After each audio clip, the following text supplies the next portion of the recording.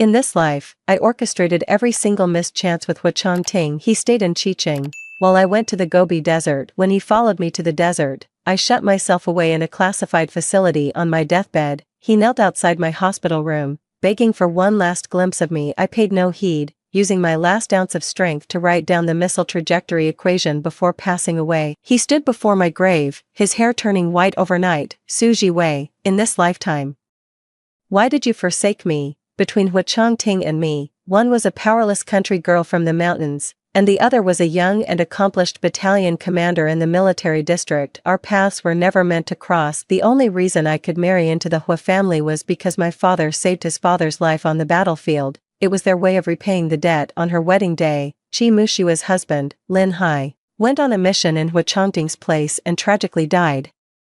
Hu Chongting had promised to look after Qi Mushua and her daughter for the rest of their lives. This, too, was the Hu family's repayment. Hu Chongting always told me this. I gave up my chance to go to university, confining my entire life to the cramped confines of the Hu family estate, serving my in-laws, raising children. In the end, after I had cared for my bedridden mother-in-law for over a decade, on her deathbed she said, "Jiwei, you've held Chongting back for decades. Our Hu family has repaid its debt of gratitude long enough. Let go." Even my own daughter said, "Mom, you're simply not good enough for Dad. Your arranged marriage with him is a futile relic. You should step aside and let Dad and Aunt Qi, the true lovers, finally be together." All my sacrifices and efforts were seen by them as so utterly worthless. After seeing off the two elderly parents, I initiated the divorce. With my temples now streaked with gray, I returned alone to the countryside. That night, amid the howling wind and lashing rain, the dilapidated old house gave way, its walls collapsing. I was crushed to death beneath the rubble, bringing my meaningless life to an end. When I opened my eyes again, I was back on the day my mother's personal effects were returned. Comrade Zhang dedicated her entire life to the nation. Her contributions will be remembered by the country, but the project is not yet complete. Everything remains classified, and we cannot publicly honor her achievements at this time. Comrade Su, can you hear us? I snapped back to reality, my eyes meeting the concerned faces of the two soldiers. Comrade Zhang was exposed to severe radiation over her entire body. We couldn't bring back her ashes. This is the only personal effect we recovered. Two soldiers, with solemn and heavy hearts, placed a worn wooden box into my hands. Looking at that box, my body began to tremble uncontrollably. After my father's sacrifice, my mother, whom the villagers had gossiped about, saying she'd run off with another man, had finally returned to me. In this way, as the two soldiers left, they handed me 30 yuan, along with a stack of fabric ration coupons and grain coupons. That 30 yuan was a reward my mother had paid for with her life. The fabric and grain coupons were what she had scrimped and saved for me over all those years. In my past life, I never understood why my mother would abandon me, shoulder the disgrace, and disappear to a place she knew was a death trap. But in this life, stroking the wooden box, I made a firm resolution. Comrade, I will carry on my mother's legacy. I will go to the Gobi Desert and serve my country. When my mentor received this news, the depth of his anguish now matched the intensity of his fury when I had abandoned university. Jiwei, your mother's final wish was for you to live an ordinary life, to marry, raise a family, and live out your days in health and happiness. A dutiful wife and mother, living a healthy and happy life. In my past life, I did indeed follow my mother's dying wish and lived as an ordinary person. And what was the result? I shook my head with a smile. Teacher, all I want is for the day to come when I can rightfully bury my mother alongside my father. If this plan doesn't succeed, my mother will forever bear the stigma, and her sacrifice will remain unknown to anyone. The teacher fell silent. Finally, he relented. What about Battalion Commander Hua? I thought of that handsome, resolute man. A hint of mockery tugged at the corner of my mouth. I will divorce him. As for that daughter who never got the chance to come into this world, she always resented me for giving birth to her, for depriving her of a father's love like Lin Lin received, and for standing in the way of Hu Chongting being with her beloved Aunt Qi. In that case, perhaps it was better for her not to have come into this world at all. My teacher looked at me with a complicated expression, knowing full well how much I loved that man. I had even given up my chance to go to university for him. How could I possibly let go completely? All right, there will be an assessment in 1 month. If you pass, I'll take you to the Gobi Desert with me. I knew that, in the end, He wanted to preserve the Su family line a month, a grace period for me to change my mind. I took out my pen and drew a heavy cross on the calendar. I turned around and saw Hu Changting, the man who claimed he was too busy to accompany me to collect my mother's belongings that morning, was now walking into the supply and marketing cooperative, side by side with Qi Muxue. The man stood tall and straight in his military uniform, radiating a formidable and heroic aura. The woman wore a red dress, appearing elegant, intelligent, gentle, and captivating. That red dress was bought by Hu Changting at the department store, the day before my birthday. I couldn't help but glance at the fountain pen in my hand, the one Hu Changting had given me as a wedding gift. It was one of the few gifts he ever gave me, and I've cherished it, keeping it close to me ever since. When I looked up again, the two of them had already stepped inside. Hu Changting held the door open for Qi Muxue like a true gentleman, and she thanked him with graceful poise. Their eyes met, a moment filled with warmth and harmony. Our eyes met, and for a moment, both of our expressions froze. In the past, to avoid awkwardness, I would always step aside and let a colleague handle them, but today, I didn't retreat. A smile touched my lips as I took the initiative to greet them. What can I get for you two? Hu Changting's brow furrowed slightly. He probably hadn't expected me to be so bold today, and a probing gaze was cast in my direction. I didn't look at him, my gaze instead landing directly on Qi Muxue. Qi Muxue turned to seek Hu Changting's opinion. What do you think I should get Lin Lin for her birthday? Her tone was like a wife consulting her husband. I wasn't the only one who thought so. My colleagues felt the same way.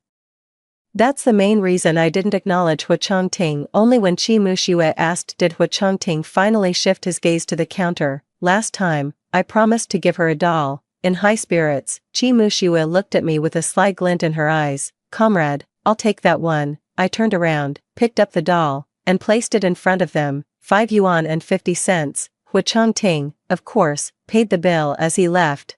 Hu Changting glanced back at me once more, his lips parting as if he wanted to say something. I, however, lowered my head and busied myself tidying the counter, deliberately ignoring his reaction. He paused for a moment, then followed Qi Muxue and left. A nosy colleague sidled over, watching their retreating figures with a lovesick sigh. They make such a perfect couple. I looked up at the pair walking away side by side and answered with a smile, yes, they do. One was the youngest and most promising high-ranking officer in the military district, the other a doctor who had returned from abroad, commanding immense respect from countless people. You'd be hard-pressed to find a more perfect match in all of Qiqing. After work, I went to the back door to take out the trash. Hu Changting was leaning against the wall. Who knows how long he'd been waiting. He probably didn't want anyone to know about our connection either, which is why he always met me at the back. I've ordered a few dishes at the state-run restaurant. Let's go together. In the past, I would have been overjoyed. In our previous life together, spanning decades, the number of times he asked me out to eat could be counted on one hand. But today, a faint, indifferent smile touched my lips,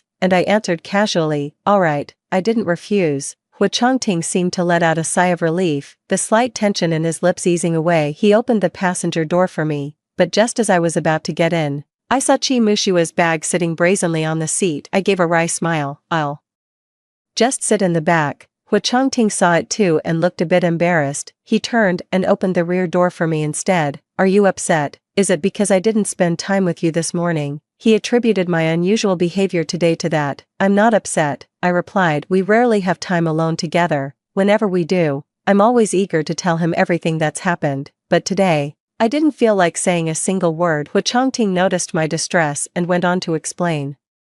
One of Dr. Qi's patients passed away this morning. She was heartbroken and terrified, so I accompanied her. I promised Lin Hai I'd look after his wife and daughter for him. It's a duty the military entrusted to me as well. Truth be told, when I got the notice to collect my mother's belongings, I was trembling with fear. I grabbed his arm and asked if he could come with me, but my husband didn't even have the patience to hear me finish my request before he hurried off. In my past life, the thing Hu Changting told me most often was that there was nothing between him and Qi Muxue, and he swore on his honor as a soldier that he would never betray me. But Qi Muxue always came before me. Even after our child was born, Lin Lin was prioritized over our own child. Even when going to the amusement park, our own daughter was only occasionally brought along as an afterthought. It's all so pointless, really. In my past life, I really struggled to keep up that facade of magnanimity, but now, I don't have to pretend anymore, because I genuinely don't care. she is the wife of your savior,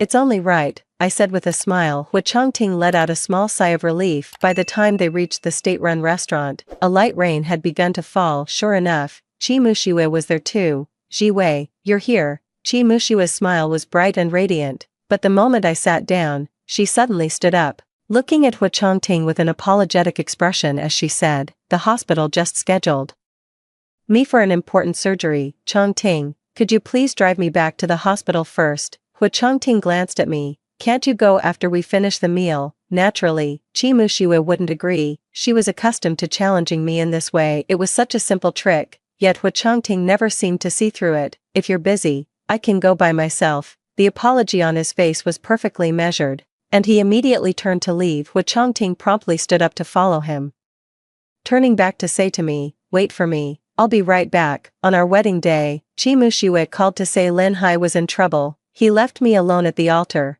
and those were the exact words he said. That day, I became the laughingstock of the entire military compound. Don't be fooled by how friendly those aunties and wives seem on the surface. They never stopped gossiping behind my back. 3 days later, he came back, but the first thing he said to me wasn't "I'm sorry," it was, "Jiwei, wait for me, let me figure things out." That night was meant to be our long-awaited wedding night, yet he moved into the guest room. Back then, I naively believed he was still grieving Lin Hai's sacrifice on his behalf, and I was willing to wait for him. It wasn't until Qi Mushiwe came to provoke me time and again that I finally understood what he truly needed to figure out. Qi Mushiwe was his first love. With Lin Hai around before, he had no choice but to give her up and marry me. But now, Lin Hai is gone, Qi Mushiwe is single again, and Lin Hai's dying wish was for him to care for her and their daughter for life. He needs to think hard about whether to choose me or her. I nodded. Hu Changting strode off to get the car. "Jiwei,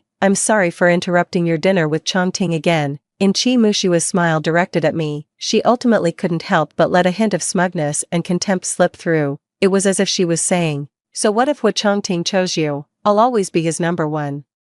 I paid no mind to her provocation. I ate lunch alone. The rain grew heavier. Many people ran for cover under the eaves, but I walked straight into the downpour. In this world, no one has ever sheltered me from this storm, and I don't need anyone to in this life. I will wait for no one else, not even Hu Changting. Hu Changting rushed back to the state-run restaurant. The food was still there, but the figure that would have waited for him at any moment, had he only turned back, was gone for a fleeting moment. Hu Changting was dazed. A staff member approached and asked, "Battalion Commander Hua, will you still be eating? Let's wrap this up." Hu Changting turned and walked away, his receding figure looking desolate. That afternoon, I submitted my resignation to my superiors. My superior was somewhat perplexed. "Comrade Su, your work has been diligent and responsible. We were actually planning to promote you." Just then, Hua's mother called, "Jiwei, today is Lin's birthday. She loves your cooking. Why don't you take the day off?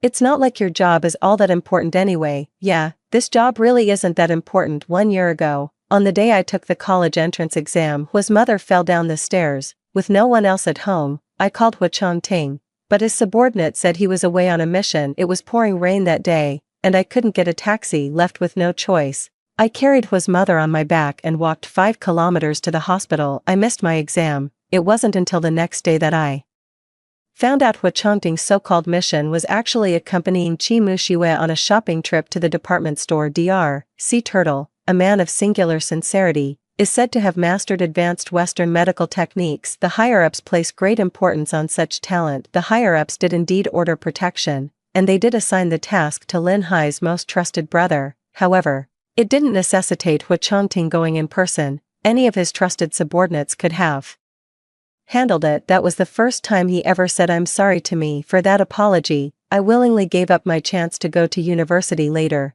The Hua family used their connections to get me this insignificant job. The manager who received Mrs. Hua's call felt somewhat awkward, but more than that, he felt regret. She patted my shoulder like a kindly elder. "It's understandable to make some sacrifices for your family, but don't just casually give up your career. People are fickle, you know. Even those who love you will weigh your social worth." She learned this the hard way and doesn't want me to repeat her mistake. And haven't I, myself, gambled away an entire lifetime? My nose tingled with emotion. "Thank you, I'll remember that." After packing up and leaving the supply and marketing cooperative, a colleague came running out after me. "Jiwei, you forgot something." I looked. It was the fountain pen I had carried with me until the day I died in my past life. Keep it, I don't want it anymore. Didn't you always like it? My colleague was delighted, and for me, it was one less burden to carry. I returned to the Hua family home with my mother's keepsakes after Hua Chongting and I obtained our marriage certificate. I moved out of the Hua residence just as the meal was ready. Hua Chongting and Qi Mushiwa walked through the front door, holding Lin Lin's hand. Hua Chongting saw me in the kitchen and walked over unhurriedly to take the dish from my hands. Why did you leave when I came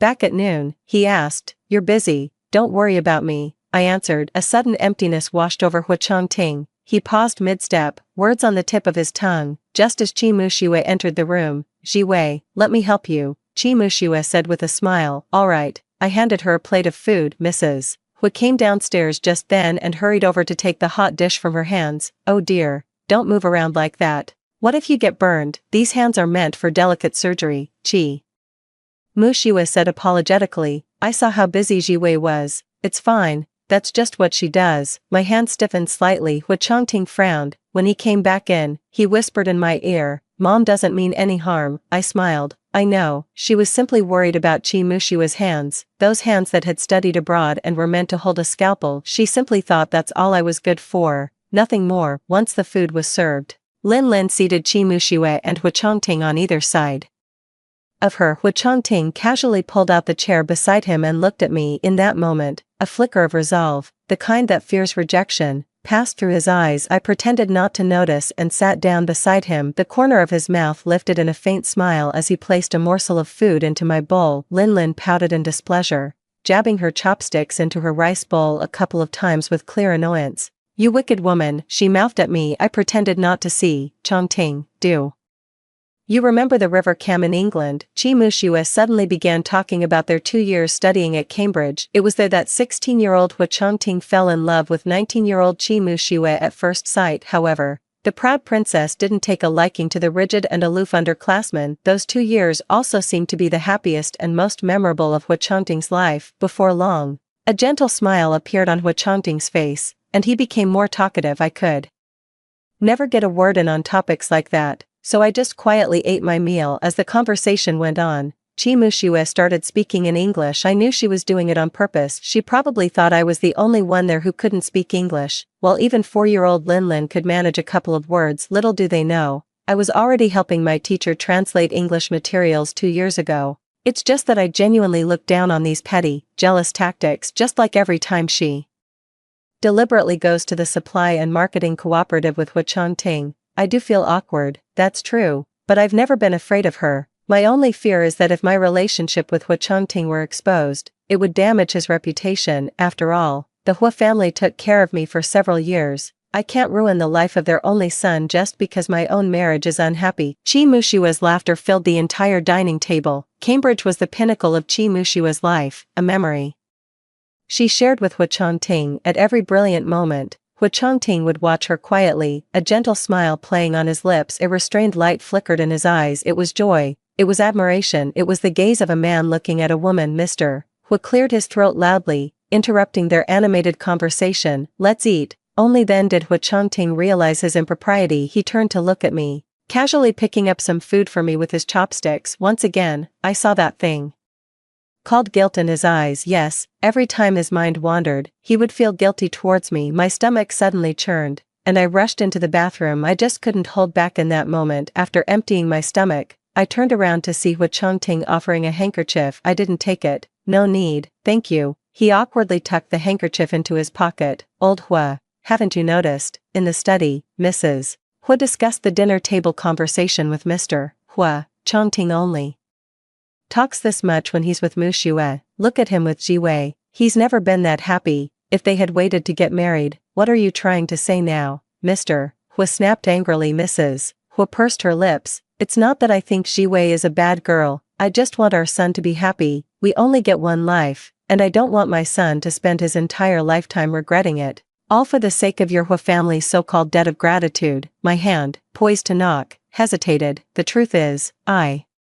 could tell them right now that I'm willing to get a divorce to set Hua Chongting free so he can pursue his own happiness, but the Hua family can't bear the stigma of being called ungrateful. They would never agree to the divorce for this reason. in fact, they'd probably think I was just being difficult, which would only make things messy. For this last month, I just want to live in peace. I knocked on the door anyway. The sounds from inside the room abruptly stopped. The door opened from within. Mrs. Will wore an awkward smile. She wasn't sure if I had heard what she said. My face was clear of any stain. I wouldn't care a whit about her opinion of me anymore. I told them about my plan to resign and prepare for the exam. They thought I was preparing for the college entrance exam, so of course they had no objections. Before I left, Mrs. Hu took my hand, a hint of guilt showing on her face. Ji Wei, when are you and Chongting planning to have a child, with a baby? Perhaps he'll focus a bit more on home. This was my mother-in-law's way of giving me a hint.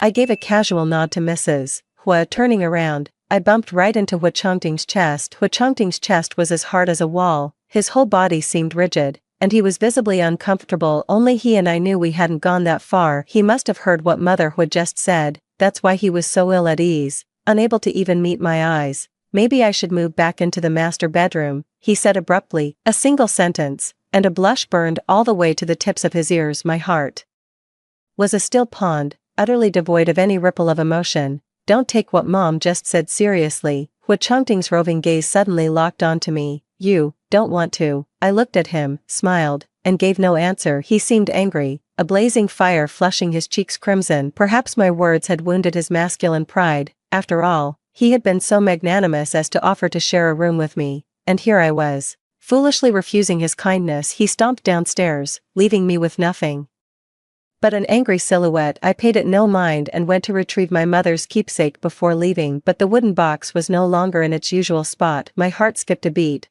I rushed to find Lin Lin, and sure enough, she had taken the wooden box at some point without my knowing. Just as she was opening the box and about to rummage through its contents, I quickly snatched it away. Who said you could touch that? Lin Lin pouted and rolled her eyes, but when her peripheral glance caught sight of Hu Chongting, her little mouth suddenly quivered, and her eyes instantly welled up with tears. I'm sorry, Auntie Sue, I thought this was the birthday present you got for me. For a 4 or 5-year-old child to be such a skilled actress, Chi Mushua's parenting methods were truly something else. Hu Chongting couldn't bear to see his goddaughter so upset. What's wrong? Lin Lin's tears fell as she tugged at Hu Chongting's sleeve with a pitiful look. Godfather, I've upset Aunt Sue again. I'm sorry, I didn't mean to. Hu Chongting looked at me, his eyes holding a hint of reproach. Honestly, I was almost amused by this little actress's performance. Yes, it's all my fault, I'm sorry. I picked up the box and walked straight out. Hu Chongting was taken aback, a look of guilt washing over his face. He had practically raised Lin Lin himself, so he knew a thing or two about her temperament. Ji Wei, wait, let me walk you out, Godfather. Lin Lin was never going to let him go so easily. By the time he managed to placate her, I was already gone. Hu Chongting rushed out after me, but there was no trace of me to be found. Ji Wei, do you want me to come back? The moment I got home, his call came through. Holding the receiver, I couldn't help but find it a little absurd. Was that really my call to make? Forget it. Before I could even respond, the line went dead on the other end. I shook my head, unsure what had gotten into him all of a sudden. For several days in a row, I didn't see hide nor hair of him. I was already used to this kind of life in my past life. I never bothered to ask where he went either. I dug out the study materials my teacher had once given me and started learning all over again. My first job was helping out in my teacher's lab. During that time, he taught me a great deal and encouraged me to go to university, with the hope that I would later become his graduate student. Unfortunately, I let him down. Now, picking it up again, I quickly became engrossed. After I had marked several X's on the calendar in a row, Hu Chongting returned. Except, he came back with Lin Lin. Ji Wei, I'm home. He stood at the kitchen doorway and said to me. A strange light flickered in his eyes, as if he was still hoping for something. I pretended not to notice, glancing at Lin Lin, who had kicked off her little shoes and made herself at home on my sofa. I said, I'll add a couple more dishes. The gentle look in Hu Chongting's eyes vanished, replaced by a palpable, creeping tension. I continued to ignore it. I'm starving. I want boiled fish. Lin Lin shouted towards the kitchen. There was no fish at home. Should I go buy some fish? Then, Hu Chongting said, but he didn't leave right away, and I didn't look at him. He let out a frustrated sigh, put on his coat, and headed out the door again. Lin Lin was watching TV in the living room. I was cooking in the kitchen. After not hearing a peep from Lin Lin for a long while, a bad feeling suddenly crept into My mind, I rushed out to look, and sure enough, the sight in the living room nearly gave me a stroke. Lin had actually dug out my mother's keepsakes from the bedroom.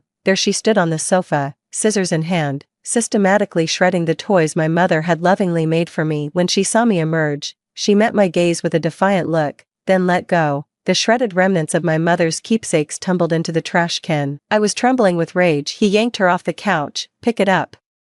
I had never been this furious before. Lin flinched in fright, then immediately started throwing a tantrum. You mean woman, yelling at me again. I'll tell my godfather to throw you out. You're just the nanny. How dare you yell at me? Wah, mommy, godfather. The mean lady is bullying me. Chi Mushiue arrived as if she had timed it perfectly. She rushed through the door and shielded Lin. Why are you picking on a child? If you don't put your own things away properly, don't blame us when a child touches them. Just as I thought, a fatherless bastard with no upbringing whatsoever. A sudden, inexplicable rage shot through me. You can provoke and insult me all you want, but insult my mother? Absolutely not. I raised my hand. What do you think you're doing? A large hand clamped down on my wrist just in time. It was Hu Changting. A wave of towering rage washed over me at that very moment. Smack, seizing the moment, Chi Mushue slapped me hard across the face. The handprint was clearly visible.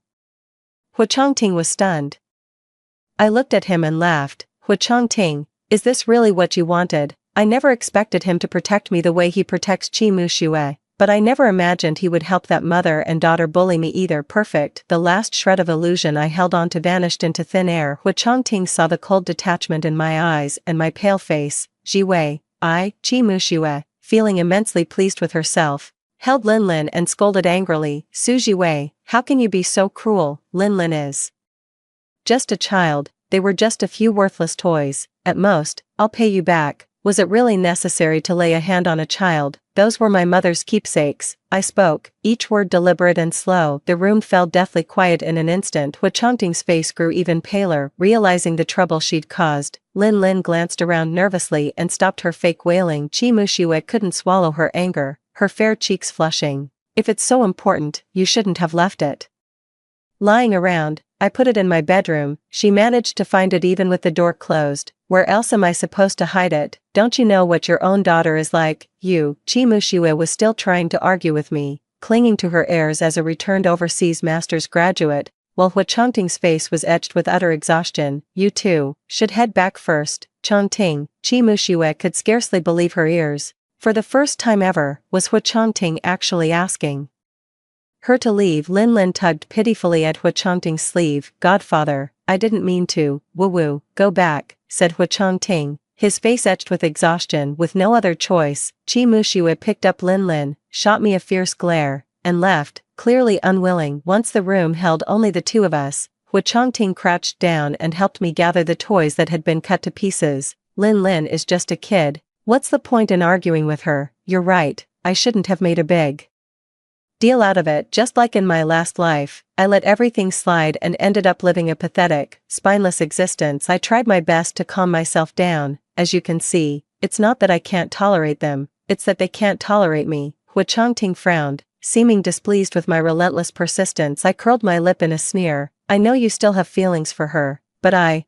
don't want to wait for you anymore. Hu Changting, let's get a divorce. Saying those words, I felt an immense sense of relief. There was no anger, no resentment, only genuine ease and joy. Hu Changting, however, shot to his feet in a panic, his large hands fluttering helplessly, unsure where to put them. Jiwei, are you feeling unwell from getting caught in the rain the other day? Should I go get you some medicine? My expression turned serious. I'm not sick. Hu Changting, let's get a divorce. A chill descended upon the room once more. Hu Changting was furious. You must be hungry. I'll go make something to eat. He went straight into the kitchen, not giving me another chance to speak. I shook my head and shut myself in my room. Hearing the door close, Hu Changting finally dared to exhale the breath he'd been holding in his chest, and the tension in his muscles eased slightly. The power went out, so I lit the kerosene lamp. I began to piece and stitch the toy back together, the one Lin had cut up. I'm not sure how much time had passed when a knock came at the door. Jiwei, dinner's ready. I set down my needlework and came out. Hu Changting wasn't much of a cook on a normal day, and this meal was hardly delicious, but he had made my favorite, braised pork belly. Seeing me pick up a piece of the braised pork, Hu Changting quietly let out a sigh of relief. After the meal, I took the initiative to wash the dishes. Hu Chongting leaned against the kitchen doorway, watching me. The stiff line of his mouth softened considerably. Afterwards, he went to freshen up. Today, he had made a point of grooming himself very neatly. He'd even taken the time to shave, and I could smell the faint, clean scent of soap on him. I knew exactly what he was after. Just before he could step into my bedroom, I said, "Hu Chongting, I meant what I said about the divorce." Hu Chongting froze in the doorway once more. This time, however, he spoke as if he hadn't heard a thing. "If you're tired, you should get some proper rest. I won't disturb you any further." Having said that, he closed the door for me on his way out. The wooden door shut firmly between us. I knew he hadn't left.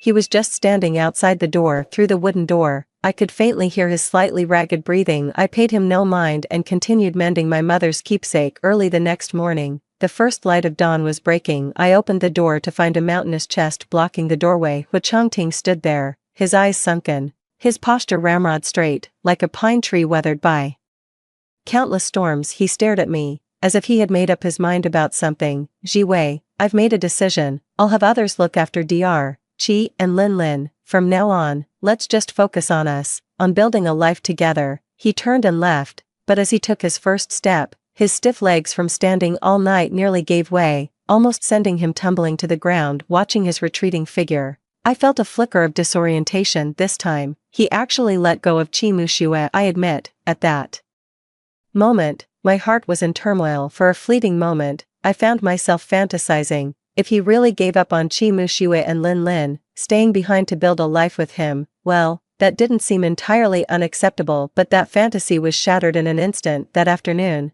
on my way to the library to borrow some books, I passed by the park next to the residential compound and spotted 3 familiar figures. Lin Lin was on the children's slide, playing alongside a few kids. Hu Chongting and Chi Mushue stood guard on either side of the slide, carefully ensuring her safety. They looked so loving and affectionate, just like a family of 3. The faint ripple of emotion that had just stirred in my heart completely vanished. I couldn't help but laugh at myself, at my own foolishness and naivety. That evening, Hu Chongting came home carrying a pound of pork belly. At the dinner table, he made no mention of the application, and I didn't ask. It wasn't until the meal was finished that he finally spoke. "Dr. Chi is heading far north to join a top-secret national project. He may never be able to return in this lifetime." I set down my chopsticks and listened to him. Hu Chongting looked at me with great seriousness. "Ji Wei, I want to adopt Lin Lin as my own child. I don't want her to become an orphan like you did." I almost laughed. The man who had firmly declared he would leave Chi Mushue and Lin Lin behind this morning was now pushing his luck even further. I nodded, my expression unreadable.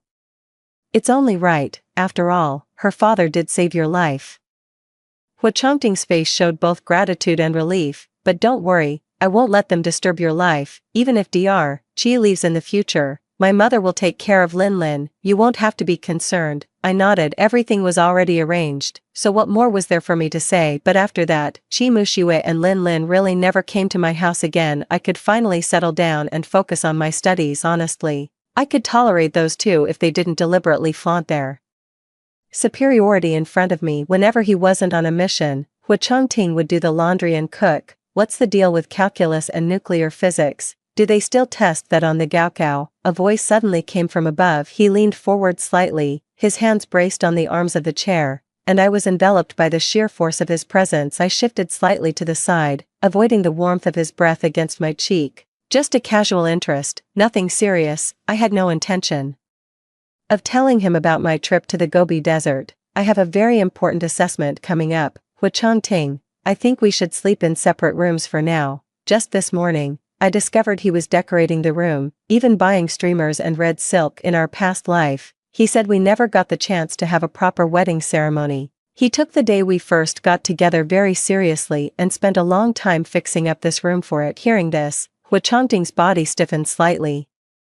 He straightened up and said, "All right." In those days, I could clearly sense a certain gloom in his mood, but that was none of my business. With the assessment looming, I studied day and night, soaking up that knowledge like a sponge. My teacher once praised my natural talent in this area, but that doesn't mean my half-baked skills could meet the standards of a true professional. But right now, the country is in dire need of talent. I don't believe they can truly find that many qualified professionals, so my chances are excellent. I must seize this opportunity. The day of the assessment finally arrived early in the morning. Hu Changting made breakfast. I have some personal matters to attend to today, so I need to go out. He deliberately emphasized the words personal matter. I kept my head down, silently eating my porridge. All right. Hu Changting's breath hitched, standing nearby. His tall frame loomed like a mountain, his presence bearing down oppressively. Aren't you going to ask where I'm going or what I'm doing? I finally put down my spoon, looked up, and smiled. You're always so busy, you should just focus on your own things. Whenever you had free time before,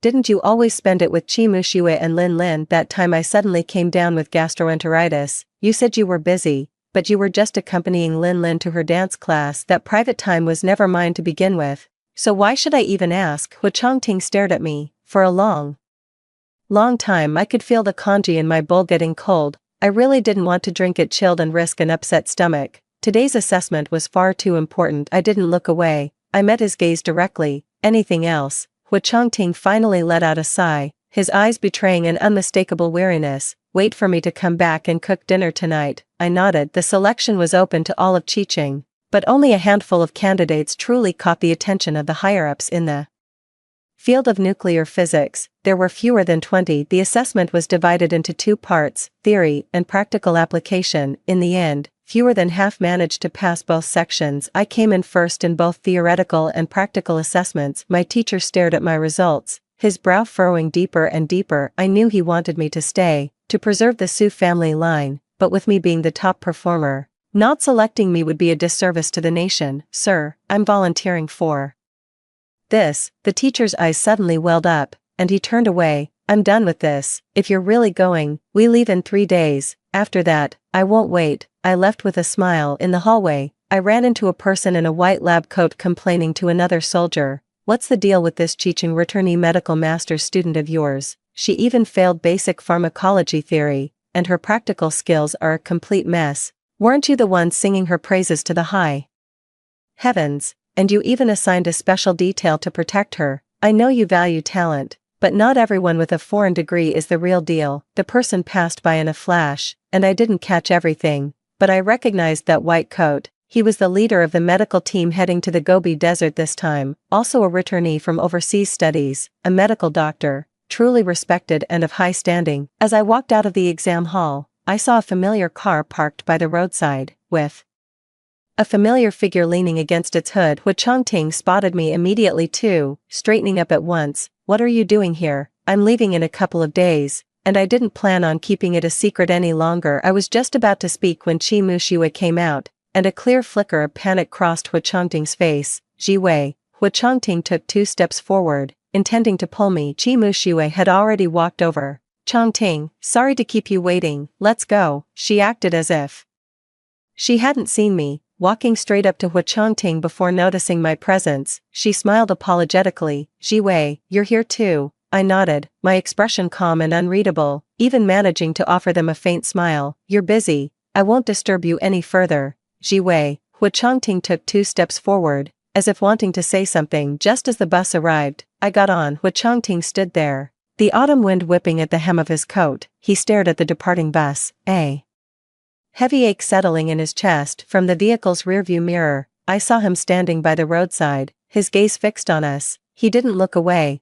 not even when the bus turned the corner. Hu Changting, in this life, I've let you have your way, shouldn't you be happy? I prepared a lavish feast for my last dinner with Hu Changting. Hu Changting rushed home, saw the spread of dishes, and let out a long sigh of relief. I thought you were angry. I smiled honestly. I was already used to him putting Chi Mushiwe first in everything in my past life. I handed him the freshly cooked dish. Hu Changting pursed his lips slightly to keep his cool, aloof face from breaking into two brought a smile. Tomorrow, I'm returning to my hometown to sweep my father's grave. In this lifetime, I don't know if I'll ever have the chance to come back and see him again. After some thought, I decided to make my final request to Hu Changting. Tomorrow, you, Jiwei, there's something I'd like to discuss with you. I chose to stay quiet and let him speak first.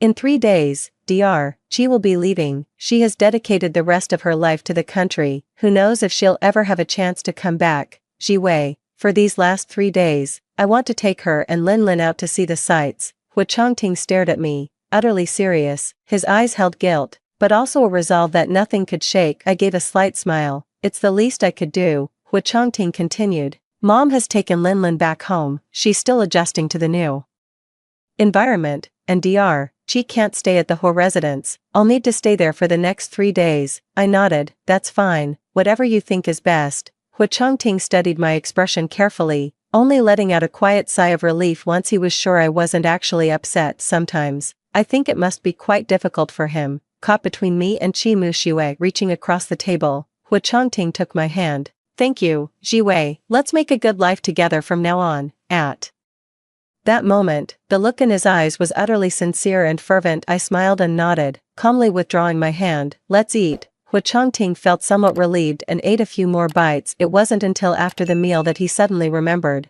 What was it you wanted to say earlier? I shook my head. It's nothing important. Don't trouble yourself with it. In our past life, the words I heard most from him were I'm sorry. In this life, I truly don't want to hear a single one of them. Again, the next day, Hu Changting woke up very early. He cherished this final, open, and above-board date, and was likely quite eager for it. A note was left on the dining table. Jiwei, wait for me to come back. The bold, vigorous strokes of the characters were just like the man himself. I struck a match, and the note was instantly reduced to ashes. It took me less than an hour to pack up all my things. So this is how easy it is to erase all traces of myself from this home. In my past life, I was foolish enough to believe he couldn't live without me, that the Hu family couldn't manage without me. I gave up everything to dedicate my entire life to serving them. Looking back now, I can't help but laugh at my own naivety. Carrying my mother's belongings, I transferred buses 3 times and trekked over 10 miles of mountain paths before finally reaching my father's grave. I kept only one of my mother's mementos with me, burying all the rest beside my father. After years apart, the couple was finally able to meet. I wonder if they were happy. I took out their only photo together and kowtowed 3 times. Mom, Dad, your daughter has grown up. Now I can serve my country too. Are you proud of me? I think they would be very proud if they were still here. They would probably be like all parents, patting my head with proud, beaming faces, and proclaiming to the world that their daughter is a truly capable person. On the final day, I returned to Chicheng, found Mr. and Mrs. Hua, and handed him the divorce papers. Mr. Hua was startled. Jiwei, is this because of Linlin and Qi? I smiled and shook my head. Dad, I'm going with my mentor to join a classified national project. Until it's completed, I cannot leave unless I die. The old general, who had weathered storms of bullets, suddenly turned pale. Jiwei, I still smiled with serene clarity. You only have Hu Changting as your son. I don't want to hold him back for a lifetime. Frankly, I didn't need to say much.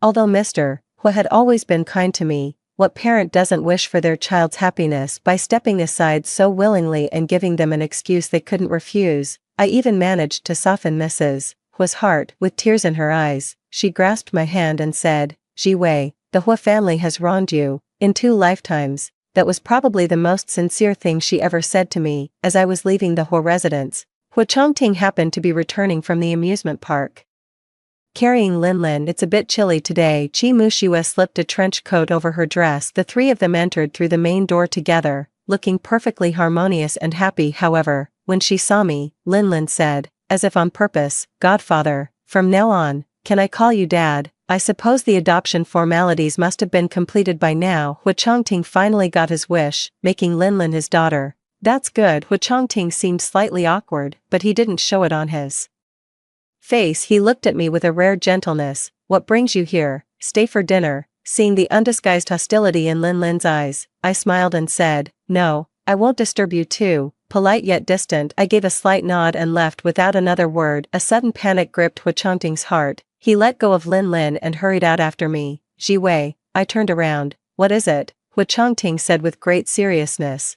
Wait for me to come back. I glanced at the unfriendly looks from the mother and daughter who had followed him out, then smiled and waved at him. Goodbye, Hu Changting, we will never meet again in this life. That very night, under military escort, my teacher and I boarded a special vehicle bound for the Gobi Desert. That night, Hu Changting had a dream. He dreamed that every time he returned home, that little woman would have hot water and a meal ready for him. She seemed to have a 6th sense, always knowing exactly when he would return and what he needed most. He also dreamed that after every narrow escape and triumphant return, There was always a lamp at home, lighting the path ahead whenever he faced hardship. Just the thought of that laden table, that dim lamp, and the person forever waiting in its glow, would fill his heart with boundless strength, helping him overcome danger time and again every time he came home. What he looked forward to most was pushing open the door to find that gentle woman, her face serene and peaceful, softly saying to him, "You're back."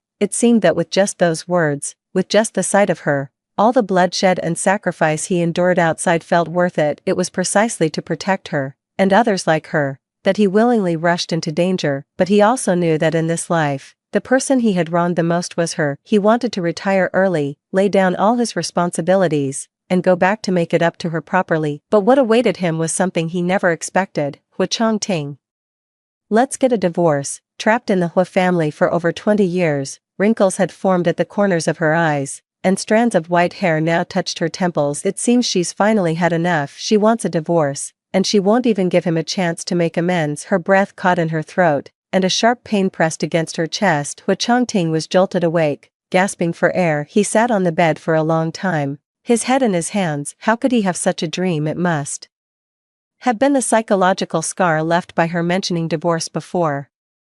He was afraid of nothing, yet the moment he heard her say divorce, he was truly terrified, scared out of my wits. Thankfully, it's almost over. Tomorrow is the day Qi Mushiwe leaves. Once he sees Qi Mushiwe off, he can return to that little woman. This time, he'll make it up to her properly, so she won't get tired of him so quickly. That's when the hospital called. Battalion Commander Hua, you need to get to the hospital right away. Dr. Qi is injured. Injured? Why now? Of all times. Hu Chongting was taken aback for a moment, but without much hesitation, he got up and headed straight for the hospital. At the hospital, another doctor was already applying a cast and splint to Qi Mushiwe's hand. Qi Mushiwe's hand was broken, her right hand, the very one she used to hold a scalpel. Chongting, what am I going to do? My hand is ruined. How can I serve the country now? I just passed the assessment. The words were barely out before the tears began to fall. Hu Chongting felt a flicker of irritation, but it quickly gave way to acceptance.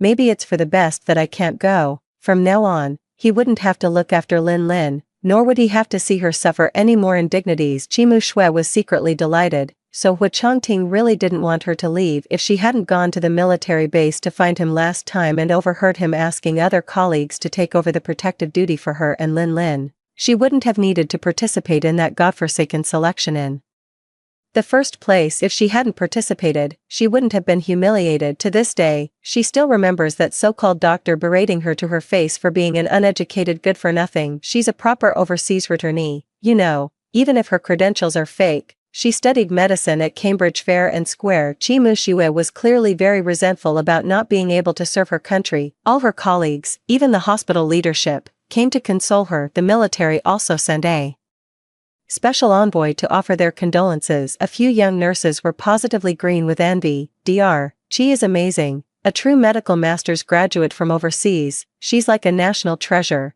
Qi Mushiwe smiled modestly, her expression one of solemn duty and regret for not having been able to serve her country. Mrs. Hu came in person to pick up Qi Mushiwe and take her to the Hu family home. Hu Chongting frowned. Mother, is this really appropriate? The joy that had just lit up Qi Mushiwe's face vanished in an instant. Mother Hu shot her son a glare. What's inappropriate about it? Mushiwe has hurt her hand, so washing and cooking are difficult for her. If we don't look after her, who will? Besides, this is a debt you owe Lin Hai, and one the Hu family owes him. I also feel this is far too much trouble for you all. Qi Mushiwe looked at Hu Chongting, her eyes filled with hurt and grievance. Hu Chongting opened his mouth to speak, but ultimately remained silent. Qi Mushiwe moved into the Hu family residence without a hint of shame. At the dinner table that evening, Lin Lin was overjoyed. Yay, mommy doesn't have to leave. From now on, I can be with mommy and daddy Hu forever. Hu Chongting seemed not to hear. For some reason, he felt restless and agitated,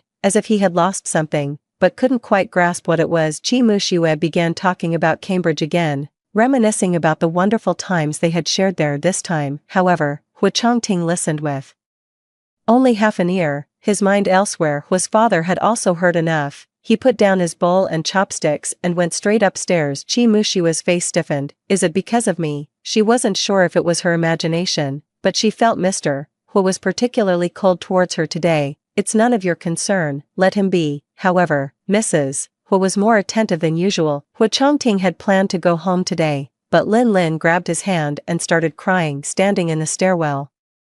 Hu's father took in everyone's expressions, especially Qi Mushue's. Hu Chongting turned and saw his father, hesitating a little. Dad, should I stay here tonight? With a cold expression, Hu's father said, you're a grown man now, you decide your own affairs, Mr. Hu returned to his study just like that. 3 days passed. Hu Chongting wanted to call home several times, but each time he picked up the receiver. He had no idea how to explain things to that young woman every time Lin Lin called him daddy. It made him feel more and more uneasy when Lin Lin called him dad once more, dropping the hua from his name entirely. Hu Chongting finally lost his composure. Dr. Qi, since you're staying, we should transfer Lin Lin's household registration back to you. Qi Mushue, who was just then serving Hu Chongting some fruit, instantly turned ashen. The fruit platter clattered to the floor, scattering its contents everywhere. Lin Lin burst into tears. Daddy, don't you want me anymore?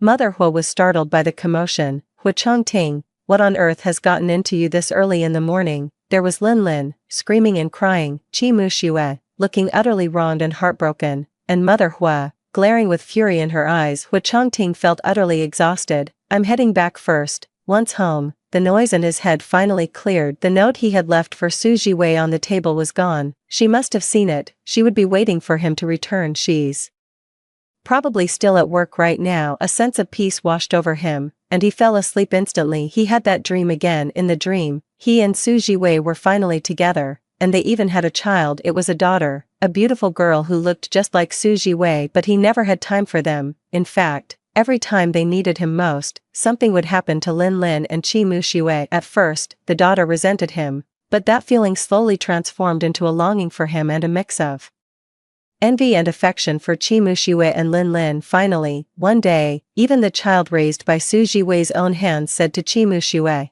Auntie Qi, I wish you were my mother. Hu Chongting felt like he couldn't breathe. It seemed he finally understood why she wanted a divorce. For the sake of this family, she sacrificed everything, only to be repaid with betrayal by her own kin on the day of their divorce. The only words he could say to her were I'm sorry. She smiled and said it was okay. Streaks of white had appeared at her temples, and he couldn't bear to look. To make amends, he gave her nearly all the money he had. He had thought she would enjoy a happy old age, truly her own. But 3 months later, tragic news arrived. The dilapidated old house collapsed in the storm, trapping her beneath the rubble. It wasn't until 3 months later, when villagers cleared the debris, that they discovered a person buried underneath. No one knew how much she was suffering at that moment, nor did anyone know how long she had been struggling in agony down there.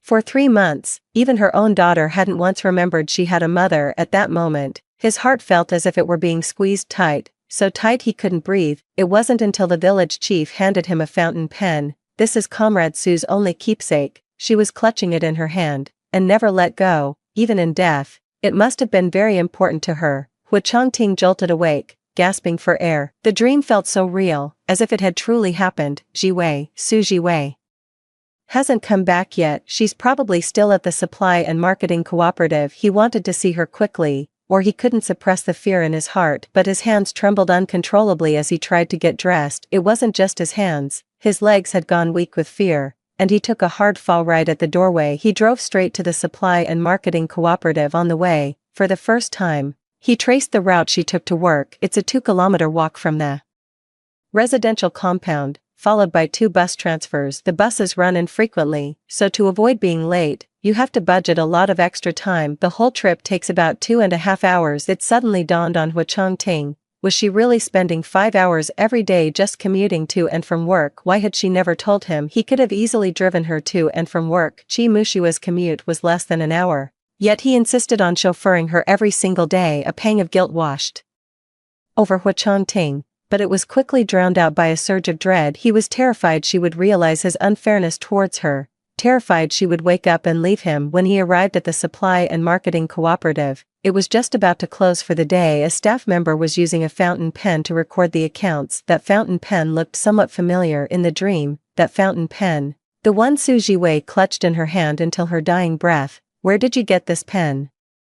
Hu Chongting tried to rein in his temper, but the raw, soldierly intensity in his demeanor still made the staff member flinch. The staff member was stunned. Wasn't this the handsome officer she and Su Jiwei had always gossiped about? Jiwei gave this to me. Impossible. There's no way she would give it away. At that moment, Hu Chongting lost control, lunging forward and snatching the pen from the other person's hand. Ink splattered onto the staff member, who was furious. I say, comrade.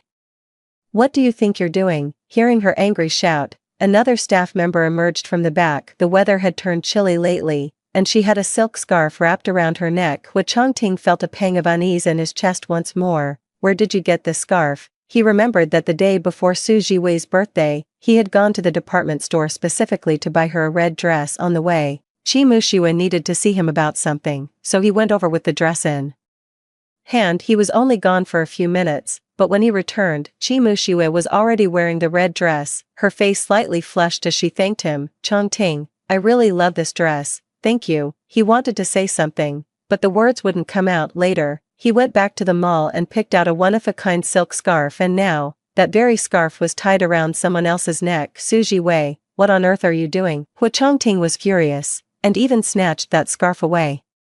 The two female comrades' eyes were red with anger. A distinguished officer like you, and you'd stoop to snatching my scarf. Jiwei gave this to me. Finally, someone caught on. Who are you to Jiwei? Su Jiwei had been working here for over half a year. He had been here dozens of times, yet no one knew what he was to her. How ridiculous is that? I am her husband. Everyone, tell Su Jiwei to come out. Hu Chongting was genuinely furious. How could she just give away the gift he had so carefully chosen for her? A nameless rage nearly consumed his reason. The two women exchanged a look. Jiwei resigned ages ago. Aren't you her husband? How could you not even know that? Oh, now I remember. You were probably busy accompanying that Dr. Qi, weren't you? No time to care about our Jiwei's affairs. No wonder Jiwei pretended not to know you at the supply and marketing co-op. Who wants a husband who's all tangled up with another woman? Hu Chongting froze in stunned silence. Is that how it was? The first time he had come to the supply and marketing cooperative was with Qi Muxue. Qi Muxue had said the goods here were cheaper than at the department store.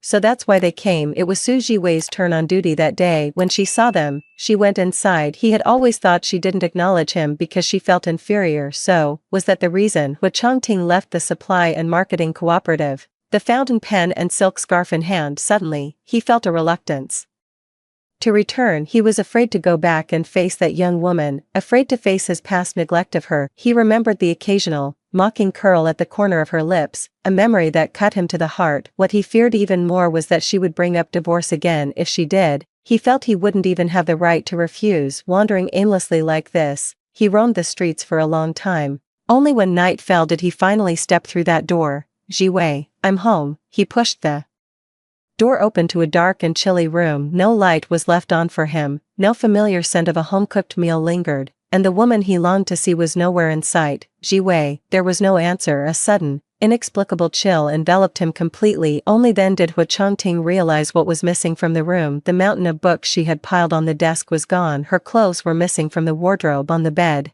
The quilt and sheets were folded with military precision, as if no one had ever slept there. The entire room held not a single trace of her presence. It was as if she had never existed here at all. A wave of sheer, crushing terror washed over him. Dad. Hu Chongting rushed back to the Hu family home. Lin Lin and Qi Muxue hurried to greet him, but he didn't even see them and went straight upstairs. Dad, Mr. Hu sat in his study, leisurely turning the pages of a newspaper. When his son burst in without knocking, he didn't even glance up. Dad, where is Jiwei? You know, don't you? Only after finishing the entire page did Mr. Hu set the newspaper down and finally look up. 5 days, what? She's been gone for 5 days, and only now do you think of her? Mr. Hu was so angry he almost laughed. If you had any genuine remorse, I might have tried to mediate. Now, I see there's no point. He tossed a divorce agreement onto the table. Sign it. The moment Hu Chongting realized what it was, his mind went blank with a deafening roar. After watching how you've been with that mother and daughter these past few days, I finally understand just how much that child has suffered all these years. Our Hu family has wronged her. It's you who failed her. Just sign it. Let's clear the air around her for good. Hu Chongting had no recollection of how he left the study. He stood frozen at the top of the stairs, his mind a complete blank. Mom, Did I really get rid of that stupid woman? Yay, now you can be with Dad Hua. Everything Uncle Hua gave her, I either snatched away or destroyed. When she got angry, I'd just cry, and Uncle Hua would always take my side. I deliberately cut up that stupid woman's mother's keepsake too, serves her right for not letting me touch it. It was just a pile of junk, but she treasured it like it was priceless. Whatever she cherished, I destroyed. She had it coming for clinging to Uncle Hua and not letting go. How wicked. Mommy, does this mean you can be with Uncle Hua now? And I can be the Hua family's little princess, right? I was so scared that woman would have a baby and steal all the attention. This is perfect. TSK, an innocent, childlike voice was actually uttering such vicious and shameless words. Hua Chongting descended the stairs step by step in disbelief, spotting Lin Lin and Qi Muxue, who was looking at the girl with clear admiration. Hearing the sound on the stairs, the mother and daughter immediately fell silent. Seeing him, Lin Lin hurried back. She wrapped her arms around his leg, calling "Daddy," and asking to be picked up. How familiar this scene feels. He looked at her, but all he could think of was that other girl. How deeply must her heart have been broken for her to file for divorce so resolutely, and all of this was the result of his own overprotection and indulgence towards this mother and daughter. Chongting, what's wrong? Lin Lin wants you to hold her. Qi Muxue walked over, a mix of amusement and reproach in her smile, as if he were truly Lin Lin's father, as if he truly had a father's duty to fulfill. Today, Mother Hua told her that Su Jiwei had already filed for divorce. That woman is gone, and she's never coming back. At least that didn't waste all her efforts in constantly provoking her. But you have to admit, that woman is really persistent. It took her this long to finally back down. She was never a good match for Hua Chongting in the first place, completely lacking any self-awareness. From now on, I will be the Hua family's daughter-in-law, even if I never work again and lose the prestige of being a doctor who studied abroad. I'll still live a very comfortable life. At this thought, Qi Muxue grew even more composed, her features taking on a more delicate and charming cast. Hua Chongting glanced at Qi Muxue, then lowered his gaze to look at Lin Lin. You've been wanting to force her out all along, haven't you? Are you satisfied now? Qi Muxue's face paled. Did he just hear that? She was panicking, but she couldn't back down. With just one look, Lin Lin burst into tears. Daddy, don't you want me anymore?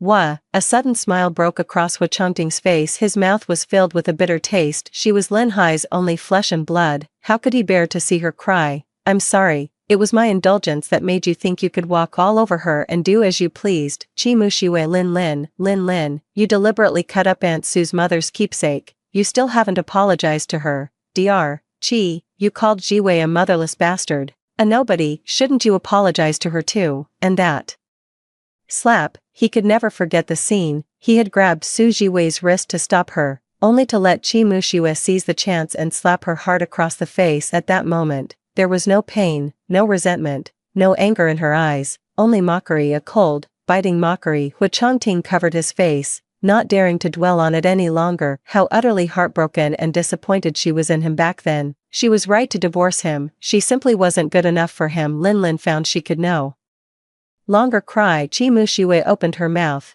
but no words came out. Mrs. Hua, who had been secretly watching the development of their relationship from behind, couldn't stand it any longer and rushed out. Hua Chongting, how can you speak to someone like that? What does Su Jiwei amount to? Muxue is a master's graduate who studied abroad. Hua Chongting stared fixedly at his mother, a bitter smile on his face. He seemed to understand Su Jiwei's heartbreak even more clearly now. Mom, Jiwei missed her college entrance exams to take care of you, yet you've always looked down on her job and kept saying she's useless. For the first time, Hua's mother was defied by her own son. Furious, she snapped, so what if she takes the college entrance exam? Could she ever measure up to Muxue? Hua Chongting suddenly remembered the dream. In it, his mother was bedridden, and Su Jiwei had tirelessly cared for her for over a decade, yet his mother's dying words were that Su Jiwei wasn't good enough for him and should let him go. Hua Chongting suddenly felt that it might not have been a dream, but something that had truly happened. The thought of Su Jiwei's death made his head spin,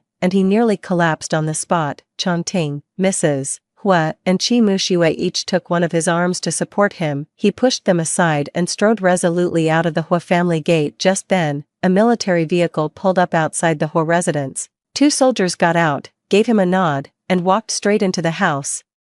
Is that Qi Muxue? We're here to investigate the matter of your fraudulent academic credentials. Please come with us. Chi Mushiwa panicked. I didn't do it. You're framing me. Chong Ting, help me. Lin Hai died in your place. You promised him you'd take care of me. Hu Chongting turned around and saw his father standing at the top of the stairs. In that instant, everything became clear to him. My time in the Gobi Desert was incredibly fulfilling. My teacher always said I had a natural talent for this.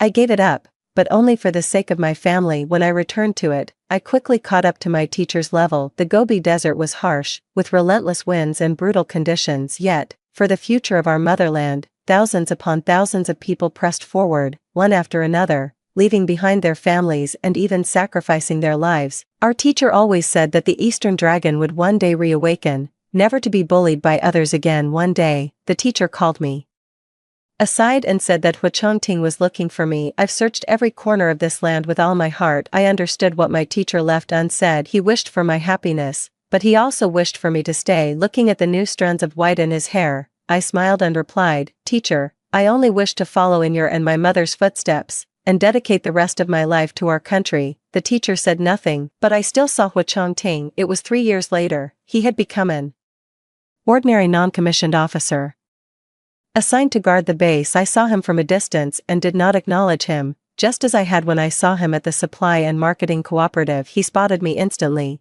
our eyes met, and it felt like a lifetime had passed. Senior, do you know him? I shook my head. I ignored the hope and longing in Hu Chongting's eyes. Given his current status, he's in no position to get close to me. It was only after seeing my reaction that the teacher told me the rest of the story. Chi Mushiwa was investigated. Not only was her special talent status revoked, but she also faces imprisonment. It was the Hu family who pulled strings, with Hu Chongting sacrificing his own future to keep her out of prison. Although Chi Mushiwa avoided prison, she was still exiled to the great northern wilderness, and Lin Lin went with her. It was only right for Hu Chongting to repay the debt of gratitude. Seeing that I truly harbored no ill feelings, the teacher was finally put at ease. The research work was both demanding and fulfilling. A decade passed in the blink of an eye. My mentor, worn down by overwork, entrusted everything to me. After bidding farewell to my mentor's remains, I took over all of his duties. The higher-ups assigned me a security detail. I will personally select the captain of the guard. This time, Hu Chongting could finally stand before me with full legitimacy. He ranked first in the overall assessment. I could even see the urgency and longing in his eyes, but that day, I chose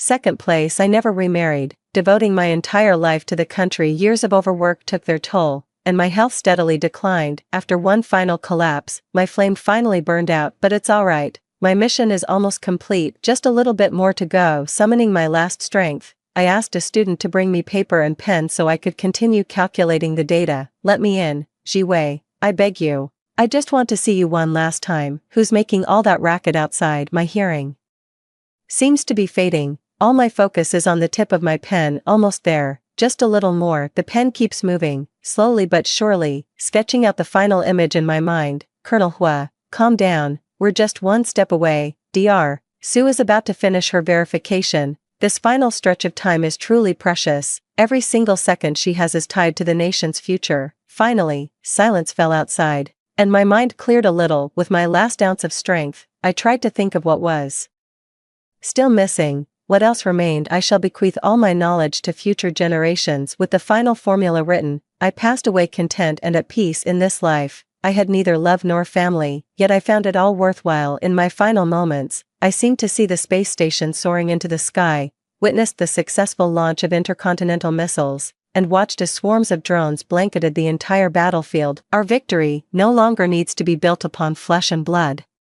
Professor, Senior, Dr. Sue, the sound grew fainter. My spirit began to drift. I saw the kneeling students. I saw the soldiers bowing. I also saw Hu Chongting, who had been standing outside the door all along. He stood there, as still as an ice sculpture. An autumn breeze brushed past his cheek, as if sensing something. He looked up at me. Ji Wei, I died on the same day as my past life. On the day of my funeral, my colleagues, my students, and a vast contingent of soldiers escorted my spirit back to my homeland. I was laid to rest beside my father and mother. The world finally understood that our family's unwavering loyalty had brought honor to both our lineage and our nation. The cemetery was blanketed with flowers. In the end, this life was worth living. As the joss paper burned to ashes, people gradually departed, leaving only Huachongting standing steadfast in the autumn wind. Suji Wei, in this lifetime, why did you forsake me? He clutched the fountain pen in his hand, his desolate voice trembling with sorrow. That night, his hair turned white. The end. Story 2. Born with a stutter, I was mocked by the mistress in front of everyone. Why you can't even speak P properly. How dare you call yourself Mrs. Liu? She mimicked the way I spoke, drawing roars of laughter from the entire room. I slapped her right there in front of everyone. The next second, my husband Lu Yan kicked me in the stomach. The excruciating pain made me vomit blood. In my daze, I heard his icy voice. Apologize to Cece, get on your knees. You have no right to cause trouble for her. I lay in a pool of my own blood, watching him help his mistress to her feet and gently wipe the tears from her face. In that moment, I laughed so. 3 years of marriage couldn't withstand a single tear from her. With my last ounce of strength, I signed the divorce papers that had been ready and waiting. Lu Yan's expression darkened. Shenqing, how dare you? 01. All of this happened at the anniversary gala of the Lu group. Hundreds of pairs of eyes watched as I was kicked to the ground, vomiting blood uncontrollably. The cause was simple. Lu Yan's beloved, Su Cece, mocked me in front of everyone. Oh, Ching, don't be so nervous. She was deliberately mimicking my speech, dragging out each word in a long, strange way, like she was performing a comedy sketch. A few people in the audience had already begun to snicker. I can know you have a speech impediment, b but as Mrs. Liu, you really should say a few words. Alright. She covered her mouth, but her eyes crinkled into crescents, clearly relishing the moment. The audience erupted in laughter. Some people even pulled out their phones to start recording. My hands trembled slightly at my sides. I took a deep breath, trying to steady myself. Su Cece, please show us some respect. Damn this stutter. It only gets worse when I'm nervous. Every word felt like it was being painfully forced out of my throat. Su Cece covered her mouth, her laughter tinkling like a bell. Oh my, I am not being disrespectful at all. She paused deliberately, sweeping her gaze across the room to make sure she had everyone's attention. It's just that I think it's such a shame, a real pity that President Liu ended up marrying a stuttering idiot. She emphasized the word idiot with particular venom. It felt like a knife, plunging straight into my heart. The laughter from the audience grew even louder. Someone whispered, so, Mrs. Liu stutters. No wonder she never appears in public. She's not good enough for Mr. Liu, is she? Su Cece is so much prettier. She's a returnee from a top university abroad and speaks 3 languages. I heard this Shenqing didn't even go to college. Right, each word felt like a needle piercing my heart. I couldn't take it anymore and slapped her. With a sharp crack, Su Cece was stunned by the blow. She covered her cheek, tears instantly welling up, and her voice turned pitifully frail. Brother Lu Yan, that cry was delicate and plaintive, like a little girl who had suffered a grievous wrong. Lu Yan rushed up from the audience. I thought he would shield me. After all, I am his lawfully wedded wife. After all, for 3 years, he had promised countless times to protect me. After all, just this morning, he kissed my forehead and promised a surprise for tonight. But he didn't even look at me, just kicked me square in the stomach. He put his full force behind that kick. I was sent flying and hit the ground hard. My stomach churned violently, and a mouthful of blood sprayed out, splattering across the pristine marble floor in a shocking, visceral display. Lu Yan. I stared at him in disbelief. He looked at me coldly, his eyes devoid of any warmth. Apologize to Cece, on your knees. You have no right to trouble her. So, I have no right. I am his wife, yet I have no right to defend my own dignity. I am his wife, yet I mean less to him than a stranger too. A deathly silence fell all around. Everyone was stunned by the scene. I could feel countless eyes on me, some shocked, some sympathetic, but most brimming with the thrill of watching a spectacle. Lu Yan supported Su Cece, carefully examining her face. Does it hurt? Let me take you to the hospital. Leaning into his embrace, Su Cece wept pitifully, her tears falling like pear blossoms in the rain. Brother Lu Yan, I really didn't mean any harm. I just wanted to lighten the mood. I know, it's not your fault, Lu Yan said gently, wiping her tears away. She was the one who went too far. I lay on the ground, the taste of blood filling my mouth. The pain in my abdomen came in waves, relentless and unending, but no one came to help me up. No one asked if I was in pain. I struggled to get up, only to find my body completely drained of strength. That's when I saw the document in my bag, the divorce papers. I had planned to wait until after the celebration to find the right moment to talk to him. I never expected fate to hand me such a golden opportunity. Summoning all my strength, I pulled the agreement from my bag and, with trembling hands, flipped to the signature page. Lu Yan. He turned his head impatiently. What? Ready to admit you were wrong? Then get on your knees and apologize. Cece has a soft heart. She'll forgive you. I laughed until tears streamed from my eyes. Divorce. I flung the agreement at his feet. Lu Yan's expression changed instantly. He left Cece behind, strode over, and snatched up the document. After reading it, his face turned ashen. Shenqing, have you lost your mind? You want a divorce over something this trivial? Do you think divorce is some kind of game? With great effort, I signed my name on the agreement, each stroke deliberate and painfully clear. It's signed. You just sign it. Lu Yan suddenly crouched down and grabbed my chin. Shenqing, are you threatening me? You think I'd bow my head to you over this? In your dreams. He tore the agreement to shreds, the pieces fluttering down like snow. This divorce is not happening. I said so. 3. When I came to, I was already in the hospital. A dull ache throbbed in my abdomen, and the taste of blood filled my mouth. The hospital room was quiet, save for the steady beep of the monitors. Lu Yan sat by the bed, working on some documents. He didn't even look up when he saw I was awake. You're awake. The doctor said you had internal bleeding. It was almost a serious situation. His tone was flat, as if he were commenting on the weather. Now that you're awake, you should reflect on your own behavior. He finally looked up, his gaze icy. Shenqing, you've gone too far. Cece was just joking. What gives you the right to hit her? I stared at him, stunned. 3 years. We've been married for 3 years. He's still the same. He always takes Cece's side. She's been spoiled since she was a child. After that slap from you, she cried all night. He continued. She says her face still hurts and it might scar. I want you to apologize to her in person. Get on your knees and apologize. Get on your knees. He wants me to get on my knees again. I laughed until I cried. Lu Yan, that kick you gave me, I almost died. I pointed at the medical chart by the bed. Internal bleeding. Do you even know that? The doctor said, if I'd been any later, I wouldn't have made it. He frowned. Stop the act. The doctor said it's just a minor bruise. Besides, who told you to throw the first punch? You hit Cece. Of course I had to get justice for her. Justice? He wants to get justice for Cece. Then who will get justice for me? I closed my eyes. The last flicker of hope in my heart has gone out completely. 3 years. I thought he loved me, or at least that he liked me. I thought he would protect me, just as he had promised. So it turns out, in his heart, I wasn't even worth a single strand of Cece's hair. Divorce. I said it clearly this time, without a stutter. Lu Yan was stunned. What did you say? I said, divorce. I pulled out the second copy of the divorce papers I had prepared long ago from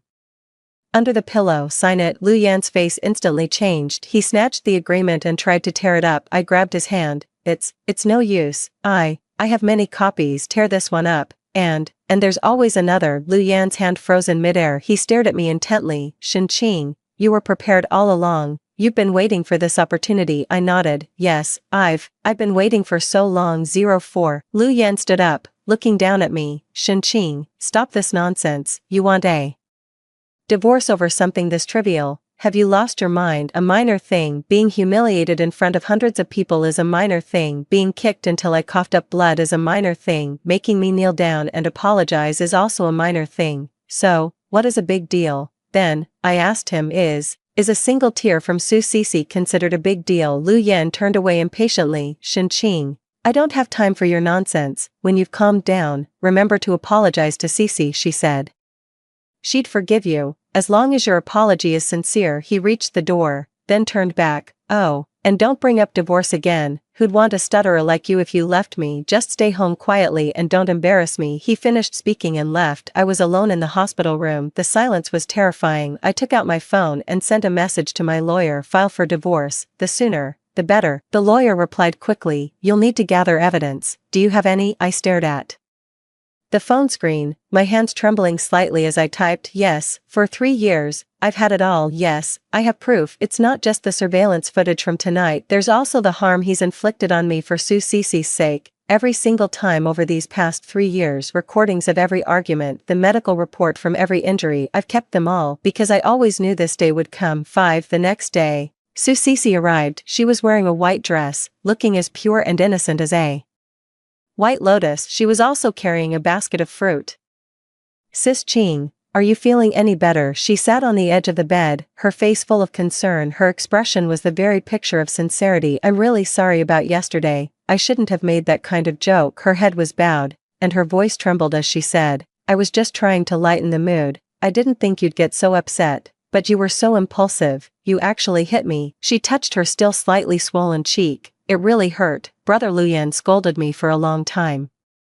Because of this, I stared at her coldly, watching her performance. Susisi, what are you trying to pull? The smile on her face froze for a moment, then she resumed her innocent expression. Sister Qingqing, what do you mean by that? I came here to sincerely apologize. 3 years ago, when you were leaving the country, you begged me through your tears to look after Lu Yan, I said, enunciating every word. You said you were just friends, that I had nothing to worry about, and now you're back, and this is how you look after him. Susisi dropped her act and let out a cold sneer. She stood up, smoothing her skirt with practiced grace. Qingqing, why do you think Lu Yan married you? Finally, she let the mask slip. Because you remind him of me. Your eyes, your figure, they're just like mine from 3 years ago. You're nothing but my stand-in. She walked to the window, the sunlight falling across her delicate profile. I went abroad to become a better version of myself.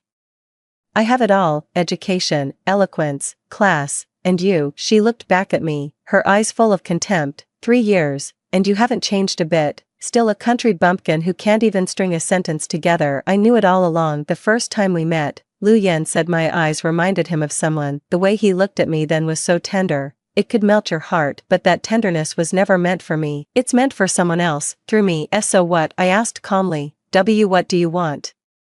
I want you to leave Lu Yan. Susisi walked to the bedside and looked down at me. A stutterer like you, fit to be Mrs. Lu, you'll only bring shame to Lu Yan. The entire high society is laughing at him for marrying a mute. I smiled and said, all right, I've already filed a lawsuit. Susisi was stunned. What? A lawsuit for divorce? I said slowly. Didn't you want me to leave? I'll grant you your wish. Susisi's expression flickered with a moment of panic. She seemed taken aback by how readily I agreed, but his smug expression quickly returned. You know what's good for you. She walked to the door, then turned back. Oh, right, Brother Luyan says after you're discharged, you have to come and apologize to me, at his company, in front of everyone, on your knees. He said, this is your last chance. 06 I didn't go to apologize. After being discharged from the hospital, I went straight back to my parents' house. It's my first time back to my parents' home in 3 years. The moment my mother saw me, her eyes welled up with tears. How did you get so thin? Her hand trembled as she touched my face. You look so pale. Where's Lu Yan? Why didn't he come back with you? I shook my head. Mom, I want a divorce. Mom was stunned. She helped me sit down and poured a glass of warm water.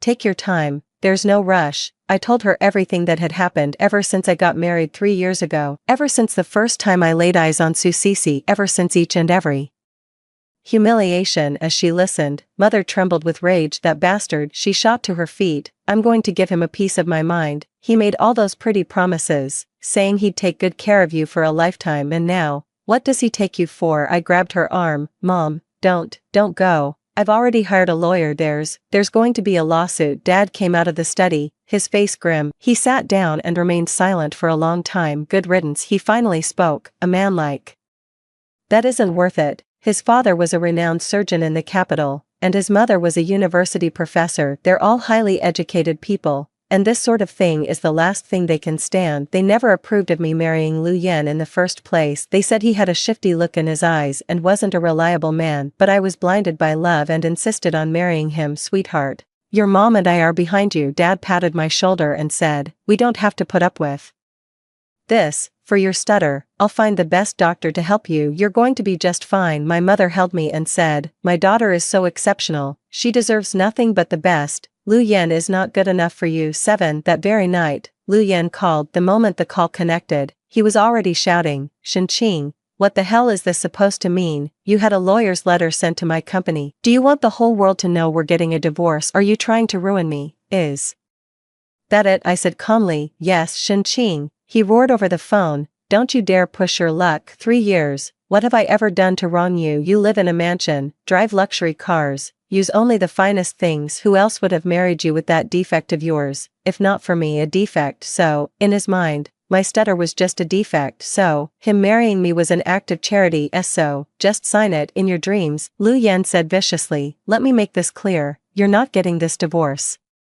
I have the best legal team money can buy. What can a stutterer like you possibly do against me? Just give it up." He hung up the phone. I looked at my phone, feeling an unexpected sense of calm. "It's fine. The court will decide. I have evidence. What's more, I have a secret he doesn't know about." 8. Lu Yen started pestering me. I ignored the dozens of calls he made every day, so he started waiting for me downstairs. He even brought roses, like something straight out of a cheesy drama. Mom went downstairs to take out the trash and was stopped by him. "Auntie, I'm here to take Ching Ching home." He put on a gentle mask. "We just had a little lover's quarrel. Please don't take it seriously." Mom sneered. "Home? Which home? When you kicked her until she coughed up blood? Did it ever cross your mind that she was your wife when you forced her to kneel? Did you for 1 second remember she was your wife?" Lu Yen frowned. "Auntie, that was a misunderstanding." Ching Ching threw the first punch. I was just, and what?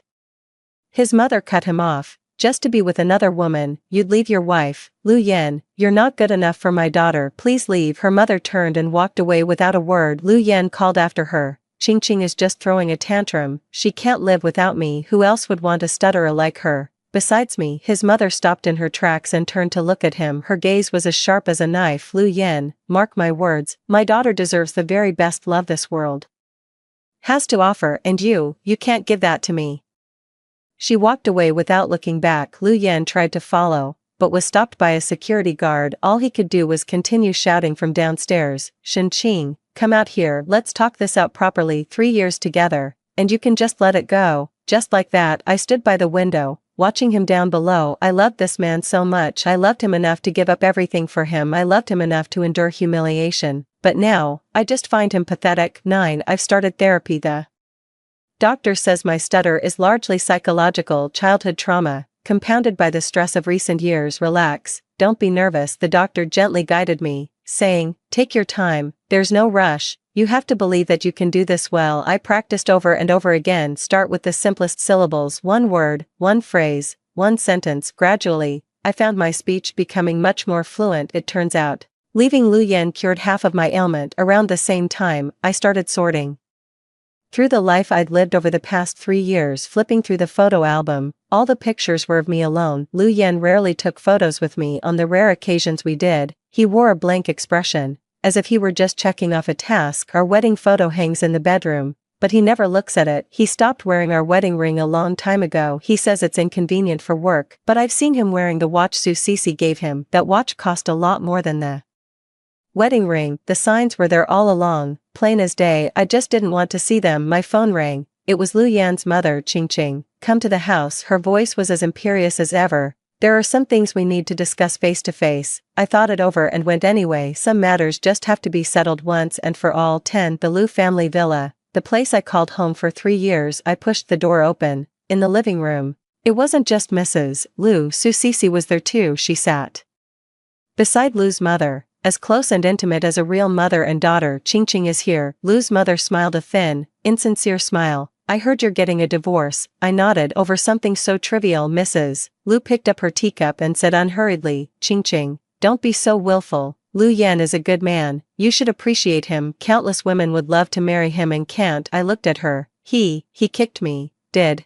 you know?" Mrs. Lu dismissed it. "Men, it's normal for them to have a bit of a temper. Besides, you were in the wrong to begin with." She glanced at Su Sisi. "How could you lay a hand on someone as innocent as Sisi?" Su Sisi dabbed at her eyes at just the right moment. "Auntie, please don't blame Ching Ching. It's all my fault. I just wanted to play a little joke on Ching Ching. I never thought she'd take it so much to heart." Mother Lu hugged her, her heart aching. "Silly child, how could this possibly be your fault?" She turned to me, her voice turning cold. "Ching Ching, just apologize. Let's just put this behind us. From now on, live a good life and stop making a scene." I stood up. "No way." Madame Lu's expression darkened. "Shen Qing, don't be so ungrateful. With your condition, who else but our Lu family would have you a stutterer? And you're still being picky. Just who do you think you are?" I took a deep breath. This time, I spoke with exceptional clarity. "I would rather never marry. Not a marriage like this." Mother Lu sprang to her feet. "If you dare walk out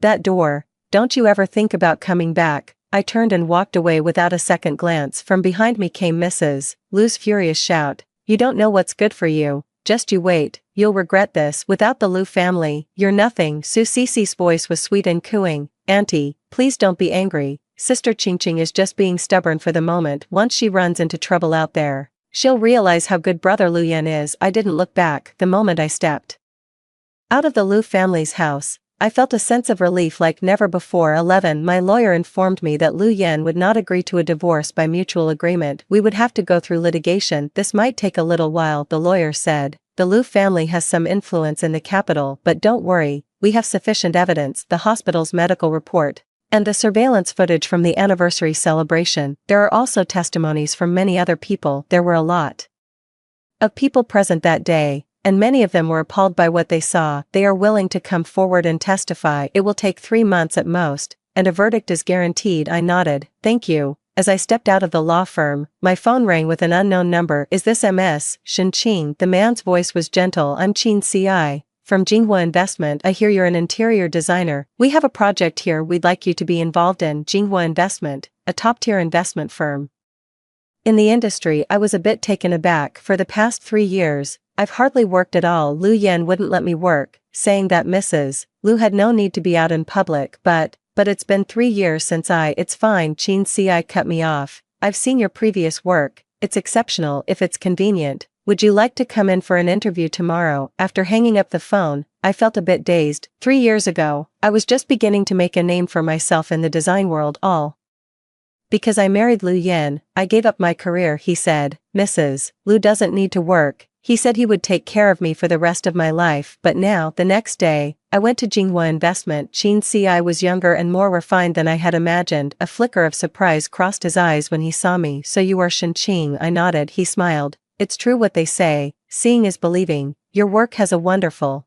spirited quality to it. He flipped through my portfolio. What a shame you haven't done any design work these past 3 years. I felt a bit embarrassed. I might need some time to get back into the swing of things. No problem. Qin Ci smiled and said, take your time. By the way, I heard you're working in speech therapy. I was taken aback. You, how did you know? I have a friend who is a speech therapist, Qin Ci said. If needed, I can introduce you to her. She is very professional. I nodded gratefully. Stepping out of the office, I felt a sense of relief I hadn't known in a long time. Perhaps a new chapter of my life has already begun. 12. Lu Yan has lost his mind. He started showing up everywhere I went. When I went to the hospital for a follow-up, he was there. When I went to the therapist's office, he was there. When I went to Jinghua Investment, he was there too. Qingqing, come home with me. He blocked the company in trance. Stop this nonsense. It's been 3 years. We have feelings for each other. I walked right past him and left. He grabbed me by the arm. What do you want from me? You want an apology? Is that it? Fine, I apologize. I shouldn't have kicked you that day. Alright. I looked at him. Too late. Too late for what? Lu Yan frowned. It was just a kick. I've already apologized. What more do you want? Do you know what people are saying about me out there? They say I'm a wife beater, that I'm a scumbag. You've completely ruined my reputation. I want a divorce, I said, enunciating each word clearly. I want a divorce. Lu Yan's face darkened. Qingqing, don't push me. Push you to do what? I sneered. Trying to make you kick me again, or force me to my knees. Lu Yan took a deep breath. That day was an accident. Cece, she enough. I cut him off. Don't mention her again. Lu Yan, it's her you love. Then go find her. Leave me alone. I don't love her. Lu Yan suddenly shouted. It's you I love. Everyone around turned to look. I found it laughable. Love me, so you love me, and that's why you hit me, so you love me, and that's why you make me kneel, so you love me, and that's why you call me a sick mess, so you love me, and that's why for 3 years you defended another woman at every turn. Lu Yan was left speechless. Just then, Qin Ci emerged from the company building. Qingqing, are you alright? He stepped in front of me, shielding me. Lu Yan narrowed his eyes. Who are you? Qin Ci, a friend of Qingqing's. Qin Ci said calmly, and a business partner. A friend? Lu Yan sneered. Qingqing, you work fast. Already found someone else. I couldn't be bothered with him and turned to leave. Lu Yan's furious roar came from behind me. Qingqing, get back here. You're my wife. Qin Ci blocked him. Mr. Lu, have some self-respect. If this continues, I'll call the police. 13. After that day, Lu Yan kept a low profile for a while. I thought he had finally come to his senses. That was, until Su Cece showed up at my door. Qingqing, are you really going to get a divorce? She sat in the cafe, elegantly stirring her coffee. I thought you were just saying it. I didn't want to deal with her and got up to leave. You know what? She said abruptly. Lu Yan has been at my place every night these past few days. I stopped in my tracks. He said you two are already separated. Su Sisi smiled triumphantly. He said he'll marry me once he's divorced. She took out her phone and showed me a photo. In the photo, Lu Yan was lying on a bed, his clothes in disarray. The background was Su Sisi's bedroom. Took this last night. She smiled sweetly.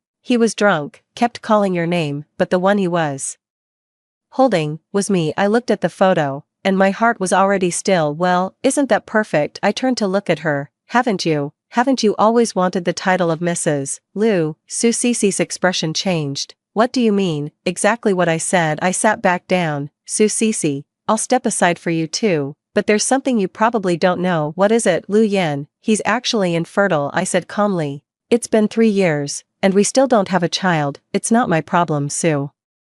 Sisi's face instantly went pale. You lied to me, believe it or not. I stood up. Well, you're together now anyway. You'll find out soon enough. Oh, and one more thing. I turned to look at her. Lu Corporation's cash flow has hit a snag recently. He's been borrowing money left and right. Did you know that? Su Sisi froze. I gave a slight smile. Good luck with that. 14. The court summons has arrived. The court date is set for 1 month from now. Lu Yan finally panicked. He went to my parents' workplace and caused a scene. He accused me of cheating and said I was after his money. Security threw him out, so he just stood at the entrance yelling and screaming. Shenqing is a total slut. 3 years of marriage, and you haven't earned a single penny. Now that you want a divorce, you suddenly want a share of my assets. Dad was so furious he was about to hit him, but was held back by a colleague. Mom, however, remained calm. Let him make a scene. The bigger the scandal, the better it is for us. Sure enough, Lu Yan's actions were caught on camera and spread online. Lu Group CEO goes mad for love. Inside the collapse of a high society marriage, domestic abuser throws a public tantrum. Public opinion begins to boil over. Someone dug up the full anniversary celebration video. It's crystal clear in the video that Lu Yan was the one who kicked me. I saw myself coughing up blood and collapsing. I saw him helping Su Sisi leave. The internet exploded. Abusers must die. My heart goes out to this girl. Lu Yan is a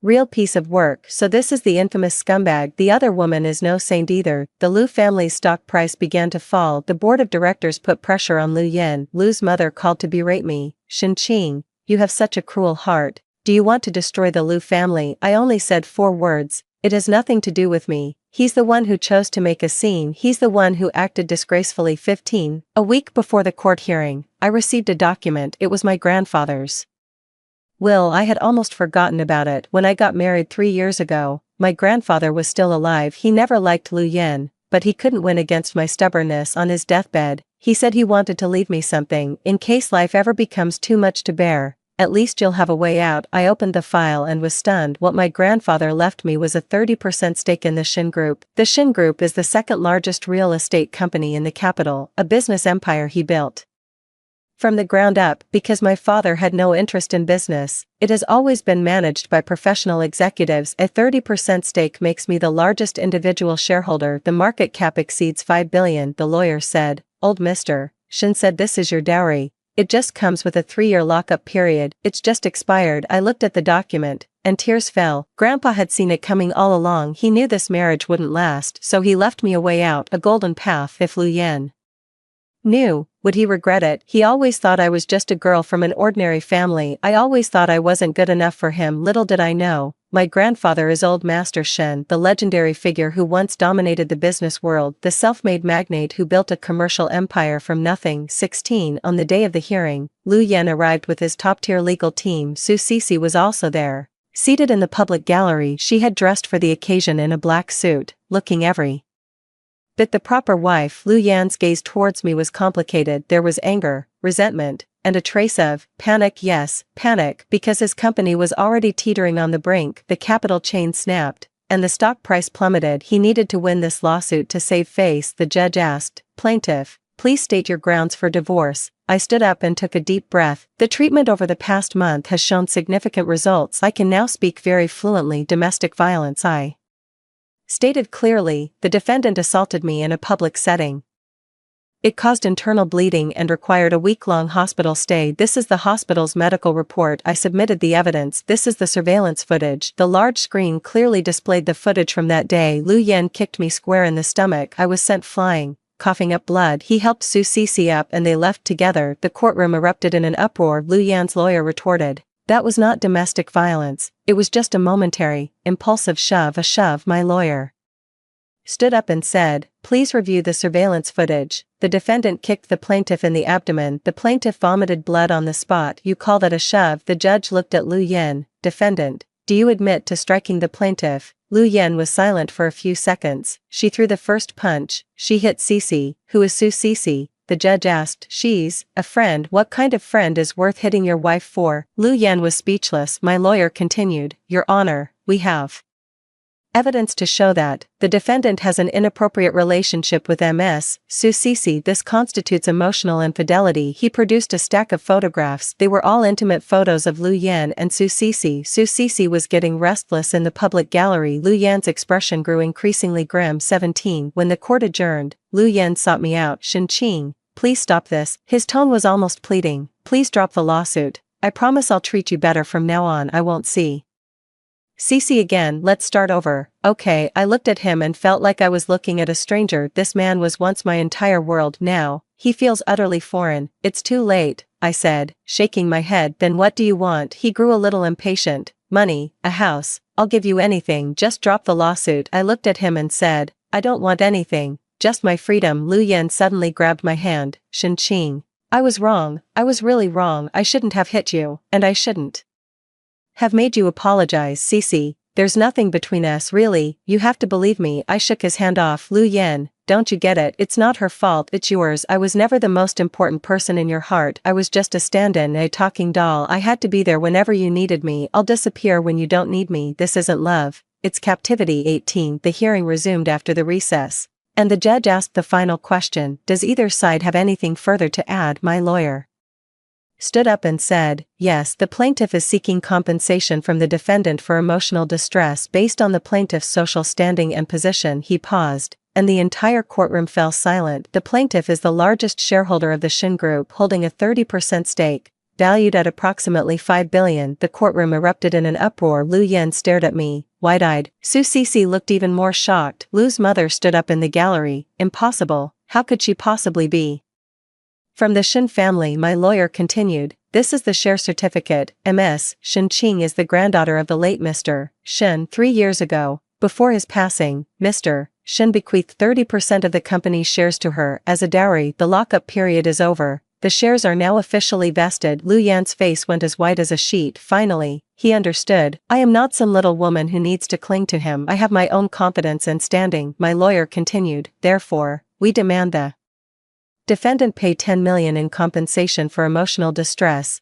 The damage to the plaintiff's reputation is immeasurable. A woman with a net worth of 5 billion was publicly humiliated and assaulted. For psychological damage like this, 10 million isn't even enough." The courtroom erupted in an uproar once more. Lu Yen was utterly dumbstruck. Su Cece was equally stunned. Mother Lu slumped into her chair, utterly defeated. 19 The court's verdict arrived swiftly. The divorce was granted. Lu Yen owes me 5 million in compensation for emotional distress regarding assets. Due to the prenuptial agreement, we each keep our own separate property. However, the villa under Lu Yan's name was purchased after our marriage. It counts as marital property, so I'm entitled to half. As they left the courthouse, Lu Yan caught up to her. "Shin-Ching, you lied to me." His eyes were red. "You've been lying to me all along." "Lied about what?" "Your identity, your background. You never told me. If I had known you were from the Shin family." I cut him off. "If you had known, would you have treated me better? If you had known, would you still have kicked me? If you had known, would you still have made me kneel?" Lu Yen was at a loss for words. "Lu Yen, it was never me you loved. What you love is yourself. It's your pride, your status. Now that you know who I am, do you regret it?" "Too late." I turned to leave. Lu Yen suddenly dropped to his knees, right there at the courthouse entrance, in front of everyone. "Shin-Ching, I was wrong. Please forgive me. Give me another chance. I'll treat you right. I swear." I looked down at him. This man who once stood so high and mighty now kneels before me, yet my heart remains utterly unmoved. "Lu Yen, do you remember you told me to get on my knees and apologize to Su Cece? You said I wasn't worthy. Now, I'm telling you, you don't deserve my forgiveness." I stepped around him and strode away. From behind me came Lu Yan's heart-wrenching cry, "Shin-Ching, come back. I was wrong. I was truly wrong. Please, I'm begging you, give me another chance." "Shin-Ching." I did not look back. Some paths, once you take a wrong turn, offer no chance to turn back. Some wounds, once inflicted, can never be undone. The end. That's all for the first story. Don't go away. the next one is even more thrilling. It was the third month of my Cold War with my actor boyfriend when we were invited onto a variety show that required us to call the person we loved most. In a fit of pique, he called his assistant Lynn Ran, sending the entire internet into a frenzy. Meanwhile, I dialed an unknown number to call my mom in another world, becoming the laughingstock of the internet. Pei Lu sneered, "You're an orphan, where did you get a mother from? You'd even hire someone to pretend to be your mom just to save face, you have no shame." Without a word, and under his mocking gaze, I rushed to the window and jumped. The system had just said if I die in this world, I can go home and be reunited with my mother. To save face, they'd even hire someone to impersonate their own mother. How low can you go, host? Once your body in this world dies, you can go home. Two voices spoke at the same time. I stared blankly ahead, lost in thought for a moment. Pei Lu, however, thought I was looking at him and let out a contemptuous snort. "What? Don't tell me you don't even have someone you love most. How pathetic." His words prompted a round of mocking laughter from everyone present. I was the only one who couldn't bring myself to smile. He wasn't wrong. Ever since I arrived in this world and accepted the mission to win him over, my life has revolved entirely around him. All to complete the mission quickly, return home, and cure my mother. I had no time for friends. I could only rely on him like a frail, clinging daughter vine. I was even mocked online as the world's most tenacious chewing gum. In the years Pei Lu loved me most, he loved to hold me and make promises. "Ayun, I'll be with you for the rest of my life. We'll never be apart." I believed him, until the first time I caught him kissing Lin Ran. He gave me a half-hearted explanation, but his eyes were fixed on Lin Ran, whose cheeks were flushed with embarrassment. "It was just a lost game. Can you stop being so paranoid? There's nothing between us. Don't make it sound so sordid. We had a huge fight then, 3 months ago. I caught them again, coming out of the bathroom in their bathrobes." I couldn't lie to myself anymore. He offered no explanation, instead deliberately pulling Lin Ran closer. "All you do is argue, argue, argue. Why can't you be more like Ran, sweet and obedient?" In that moment, it finally dawned on me. It was time to end this task. I can't go on with it either. Fortunately, the system didn't force me to complete it and readily agreed to cancel the task. It even agreed to cure my mother, just as originally promised. With that, all my worries vanished. Coming back to my senses, the system's voice echoed in my mind once more. "Host, your mother asked me to tell you that she misses you dearly." My nose tingled, and my eyes welled up with tears. "Yes, I have someone I love. I have my mom. I miss her so much. I think I want to go home." The words slipped out in a murmur before I could stop myself, my voice choked with emotion. Pei Lu was taken aback, a flicker of pity crossing his eyes, but he remained stubbornly defiant. "Xia Yun, your acting skills are getting better and better." I pretended not to hear, stood up, and strode quickly toward the window. Amidst the panicked cries of the crowd and the crashing sound of toppling livestream equipment, I leaped directly from the windowsill. "Pei Liu, I'm done with this 5-year relationship. I just want to go home too." I woke up to the sharp smell of antiseptic. I thought he was back, but before I could even feel happy, a familiar voice made my heart lurch. "Unfortunately, I didn't succeed in dying. Xia Yun, you're threatening to jump off a building just because I called Ran. I only said a few things to you. Wasn't it you who started the fight in the first place? If you really wanted to die, you'd go to a higher floor. You can't kill yourself from the 3rd story. What are you trying to prove?" Pei Lu's eyes were bloodshot. I stared at him, dumbstruck. But before I could speak, Lin Ran burst through the door and interrupted. Her face was streaked with tears, and she looked utterly unsteady on her feet. "Ian, I'm sorry. Pei Lu only called me to make you jealous because he was upset with you. I won't show up again. I won't disturb you two anymore." With that, she glanced at Pei Lu, her eyes brimming with tears, filled with a painful struggle and reluctance to leave. In the end, she turned and walked away, but before she had taken more than a few steps, Pei Lu grabbed her wrist and pulled her back. Pei Lu's expression darkened. "You didn't do anything wrong. Why are you leaving? Don't cry. I'll have Ayun clear your name." He then turned to look at me, his gaze growing icy. "Ayun, because your jump was live-streamed, Ran is now being cyberbullied by the entire internet. You must come forward and explain for her. She's innocent and shouldn't be dragged into this because of you. Because of you, Ran gets called a homewrecker everywhere she goes. You owe her an apology. You're in the wrong here, and I'm not going to let you off the hook." I almost wanted to laugh, but then again, none of this drama seemed to matter anymore. I tossed the phone to Pei Lu, my face a mask of calm. "Fine, do whatever you want to clear things up.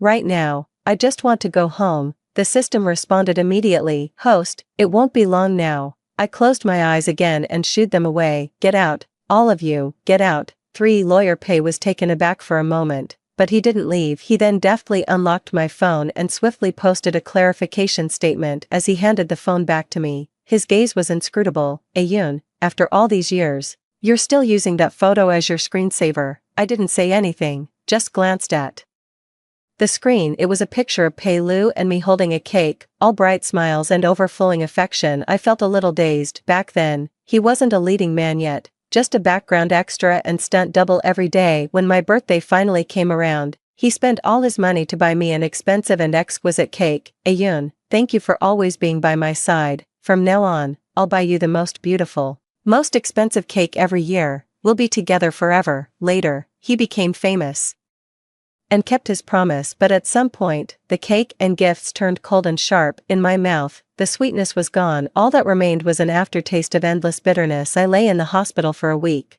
thinking every day about how to die. On the day I was discharged from the hospital, Pei Lu came to pick me up. A crowd of fans had gathered and blocked the hospital entrance, and they started hurling abuse at me the moment they saw me. Just die, Xia Yun, why didn't you just die when you jumped, putting on an act and scheming against others? What a manipulative bitch. You're the one calling Lin Ran a homewrecker. Look who's talking. God knows how many powerful men's beds you've crawled into. It goes in one ear and out the other. After all these years, I'm used to the insults. Pei Lu thinks I'm thick-skinned, good-natured, and have the patience of a saint. He's praised my magnanimity more than once, but the truth is, I was so numb from the hurt, the pain didn't even show on my face. I'd finally shaken off the fans when Pei Lu's car pulled up right in front of me. The passenger window rolled down, revealing Lin Rant's slightly flushed face. Ayun, get in the car, quick, your haters are gonna show up any minute now. Let's not get dragged together. Haha, she stuck out her tongue,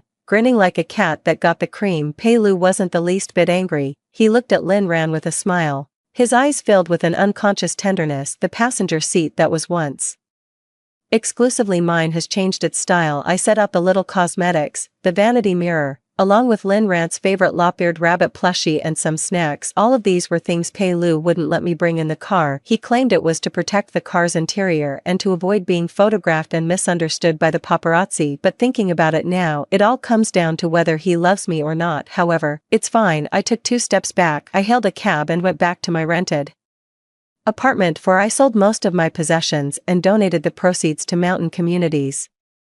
Just as I was ready to use the broken porcelain to slit my wrist, the doorbell rang. Standing outside the door was Pei Lu, his expression grim, with Lin Ran behind him, her eyes slightly red. Xia Yun, do you have to be so difficult with me? I really don't get what's got you upset this time. As he spoke, he let out a sigh, his gaze heavy as it settled on me. He seemed somewhat resigned. Alright, it's your birthday today, so I'll let it slide. I bought a cake and came over specifically to celebrate with you. Lin Rant's face flushed slightly as she stammered out a happy birthday to me. My gaze, however, fell on the necklace she was wearing around her neck. Lin Ran touched it, her smile sweet. Pei Lu gave this to me. I liked it the moment I saw it. He said it was just a little trinket and gave it to me. Pei Lu also nodded, then walked into the room and sat down by himself. It's been old for a long time. It's just sitting there anyway. If Ran Ran likes it, she can have it. I don't care for it either. I stiffened slightly, frozen in place for a moment. This necklace is a matching set we bought when Pei Lu and I first got together. It cost a little over 2,000, nothing fancy,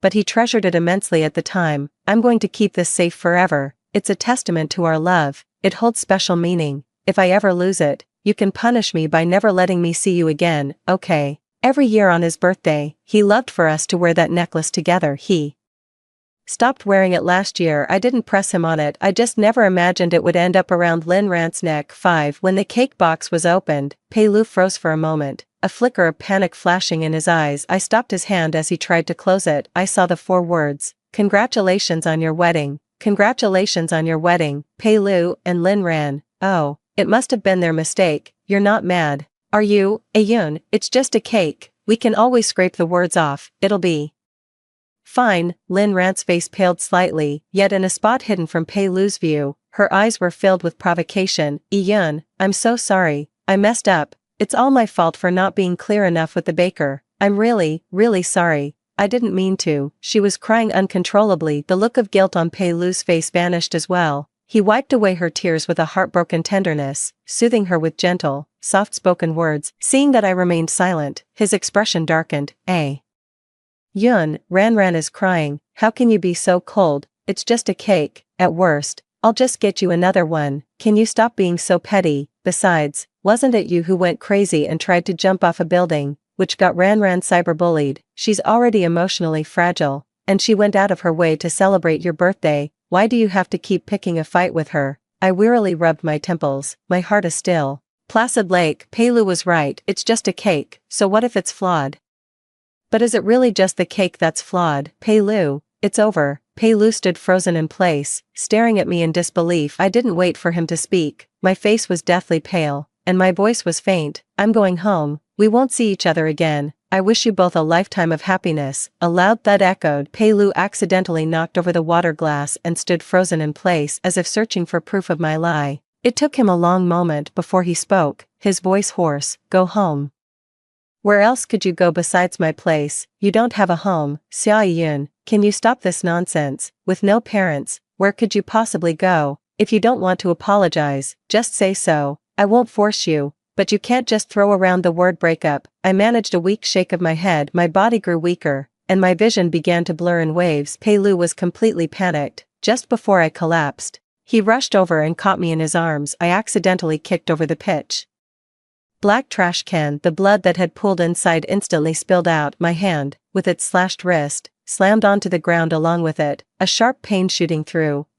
Blood, so much blood. "Yun, are you insane? Xia Yun, who gave you permission to kill yourself? What kind of act are you putting on this time?" "Xia Yun, I couldn't hear it very clearly." "Pei Lu, for all eternity, let's never meet again." 6. I never thought I'd get the chance to open my eyes again. The doctor said I'd been asleep for a full month. After Pei Lu rushed me to the hospital, he not only donated blood but also refused to leave my side. On the 5th day, I finally collapsed from exhaustion. I didn't have to wait long before Pei Lu, having gotten the news, hurried over. He had lost weight and didn't look well at all. He even seemed a bit disheveled. "Xia Yun, why did you do it? That time you jumped, and the time you cut your wrists. What was the point of it all?" My lips parted, but bound by the system's rules, no words could come out. So, with the words on the tip of my tongue, I just smiled faintly and said, "I just wanted to die. That's all." "No, that's not it. I want to leave him, leave this world behind. I just want to go home." Pei Lu's eyes reddened as he gripped my hand tightly. "No, I won't allow it." "Xia Yun,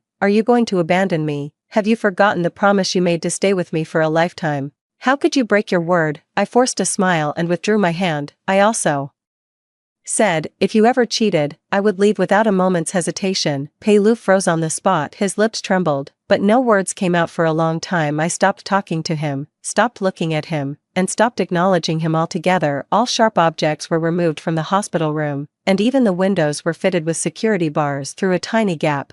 I could only watch the snow falling heavier and heavier outside the window system. What is my mother doing while shoveling snow in the yard? "Your father said he'd build you the most beautiful snowman. Host, would you like to call him?" I nodded. Through the phone, I heard my parents' voices for the first time in what felt like ages. When I hung up, I finally noticed Pei Lu standing in the room, unsure of how long he had been there. He didn't look well. "Yun, who are you talking to?" "Mom and Dad. I thought you were an orphan. I've been searching for years." "You don't have any parents." I didn't want to talk. Pei Lu wasn't angry either. He just took my phone and dialed the number himself, but it turned out to be a disconnected number. His expression grew even more complicated. He reached out, wanting to touch my cheek with concern, but I dodged his hand. "Yun, let me find a doctor for you." "Okay." I remained silent, until he brought a psychologist in. I finally reacted. "Aside from some lingering weakness, Miss Xia is perfectly fine." Pei Lu's gaze remained dark and inscrutable, fixed on me until the doctor had left. I couldn't tell what he was thinking, but none of that matters to me. "Yun, please don't leave me." 7. I had been asleep for a long time. When I woke, my hands and feet were bound, and I had been dumped in a corner of an abandoned warehouse. Lin Ran was with me. She wasn't panicked at all. Seeing me awake, she stared at me with a vicious smile. "Xia Yun, guess who Pei Lu will save if we're both kidnapped? You don't know this yet, but I'm already pregnant with Pei Lu's child. He said he'll take responsibility and marry me." I didn't say a word. Lin Rance Expression contorted for a moment, she got up and slapped me hard across the face, then stomped on my leg that had just healed from a fracture. The pain drained the color from my face, and I clenched my jaw tightly. You bitch, ha ha ha, so this is your day of reckoning. This is what you get for trying to steal Pei Lu from me, faking a suicide attempt to play on his sympathy and guilt. You're so conniving, how did I not see it before? Haven't you had enough of being cyberbullied, enough of being stalked? You just have to cling to Pei Lu like a piece of disgusting gum. He doesn't love you anymore.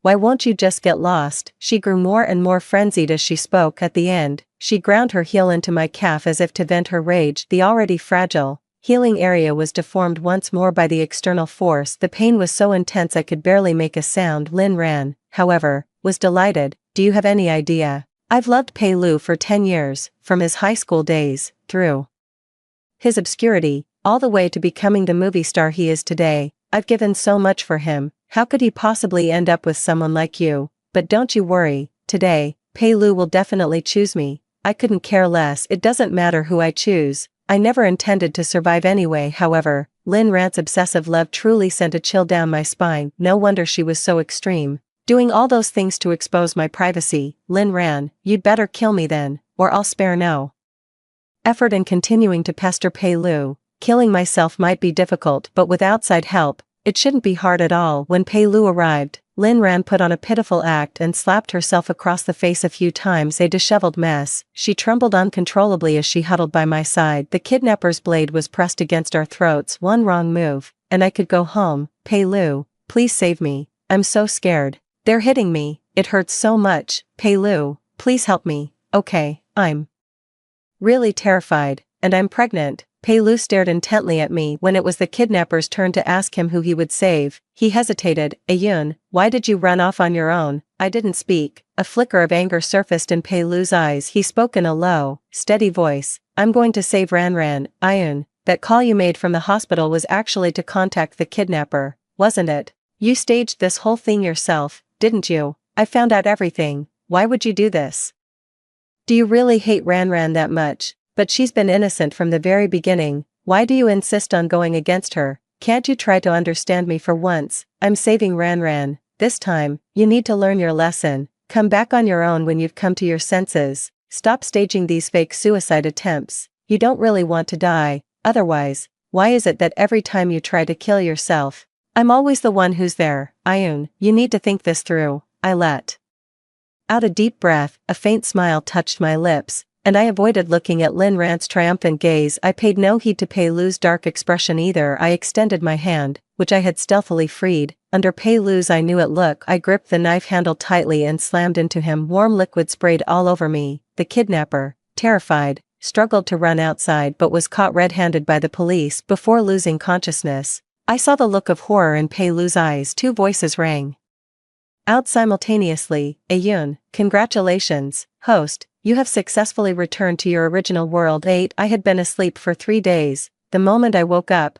I saw my parents' tear-streaked faces. Ayun, you're finally home. I've missed you so much. Dear, it's good to have you back. It's good to have you back. I'll make you some braised pork belly. You've gotten so thin. Looking at my familiar parents, my eyes welled up with tears. It took me a long time to finally stop crying. On the 3rd day of my return, Dad ordered a cake for me, and Mom prepared a whole table of dishes. The whole family gathered around me, watching with anticipation as I made a wish. It was different from before. This time, I wished for my parents' safety and my family's good health. During the last snowfall in Haishur, my father built me a plump, snow-white snowman, just like he did when I was a child. The long-dormant system suddenly spoke up. Host, Pei Lu wishes to see you. I fell silent after being home for several months. I had almost forgotten the unpleasantness that occurred in that other world. What would happen if we didn't meet? He carries great fortune and might break the laws of the world to find you. However, if the host is unwilling, the System Bureau will handle it. The System Bureau is quite considerate. It also safeguards the rights and interests of the host. So even though I gave up on the mission, they still honored their promise to save my mother, and didn't force me to stay. In the system's own words, it's about protecting workers' rights. So when I asked to call my parents, they were happy to agree. I refused. and I have no intention of ever seeing Pei Lu again in this lifetime. Besides, isn't all of this his own doing? He took advantage of my love and my solitude, doing as he pleased. He never imagined I would leave. I never imagined he would cheat. That's why I was so resolute when I left. Once upon a time, I truly thought about staying in that world and spending my whole life with him. 9. Another winter came, and I insisted on taking over the grocery shopping, but on the way, I ran into Pei Lu. He had no idea how long he'd been standing there, how long he'd been waiting. The moment he saw me clearly, his eyes welled up uncontrollably. He strode towards me and pulled me into a tight embrace. Ayun, I know I was wrong. Please don't leave me, okay? Please don't go. I really can't lose you, Ayun. I've missed you so much, I swear. There's nothing between Lin Ran and me. It's just, one time, the event organizer got drunk and forced her into a hotel. I felt responsible, so I've been more tolerant towards her. Please forgive me, okay? There's really nothing going on. He told me the truth through choked sobs, his words stumbling out. On the day Lin Ran was violated, I happened to have my period and didn't accompany Pei Lu to the business dinner. He woke up to find Lin Ran, who had been assaulted, about to take her own life, and he stopped her. I was consumed with guilt, so I redoubled my efforts to be good to her. To the point where, during that time, no matter what happened, it was always my fault. To the point where, even though he knew full well that Lin Ran was behind the online harassment I suffered, he could still act as if it never happened. Poor Lin Ran. And what about me? Am I not pitiful too? Is that fair to me? Why should I be the one to pay for her suffering and his guilt? I calmly pushed Pei Lu away and slapped him hard across the face. Still seething, I backhanded him with another slap. So what? Is this supposed to be moving? Do you want me to pity you, to understand you, to keep tolerating your infidelity and go back with you? Pei Lu, you've lost your mind. Lin Ran is pitiful. You had no choice. What does any of that have to do with me? Your mistakes, other people's mistakes. Why should they be dumped on me? Why should I bear all this for nothing? Do you have any idea what I went through those years? I'm too scared to leave the house, too scared to open packages. I can't even close my eyes to sleep at night. Everywhere I go, people hit me, they throw things at me, but I was my parents' precious treasure too. Do you think a simple sorry can make everything right? How could anything in this world be that easy? My body trembled, and I bit my lip hard. A wave of regret washed over me. I misjudged you. I loved the wrong person. It was all my own foolishness. I treated such a piece of trash like a treasure. How ironic. Pei Lu's face instantly turned deathly pale, trembling. He tried to say something more, but I avoided him. Ayun, I'm sorry. I really didn't mean it. I had no idea those years were so hard for you. I truly didn't know. You know, my eyes were filled with disappointment. I must have been blind back then to have fallen for someone like you. You're an insider, Pei Lu. No one knows better than you how vicious fan attacks can be. Just because I never brought it up, you pretended not to know. You saw those packages more than once, yet you chose to play dumb.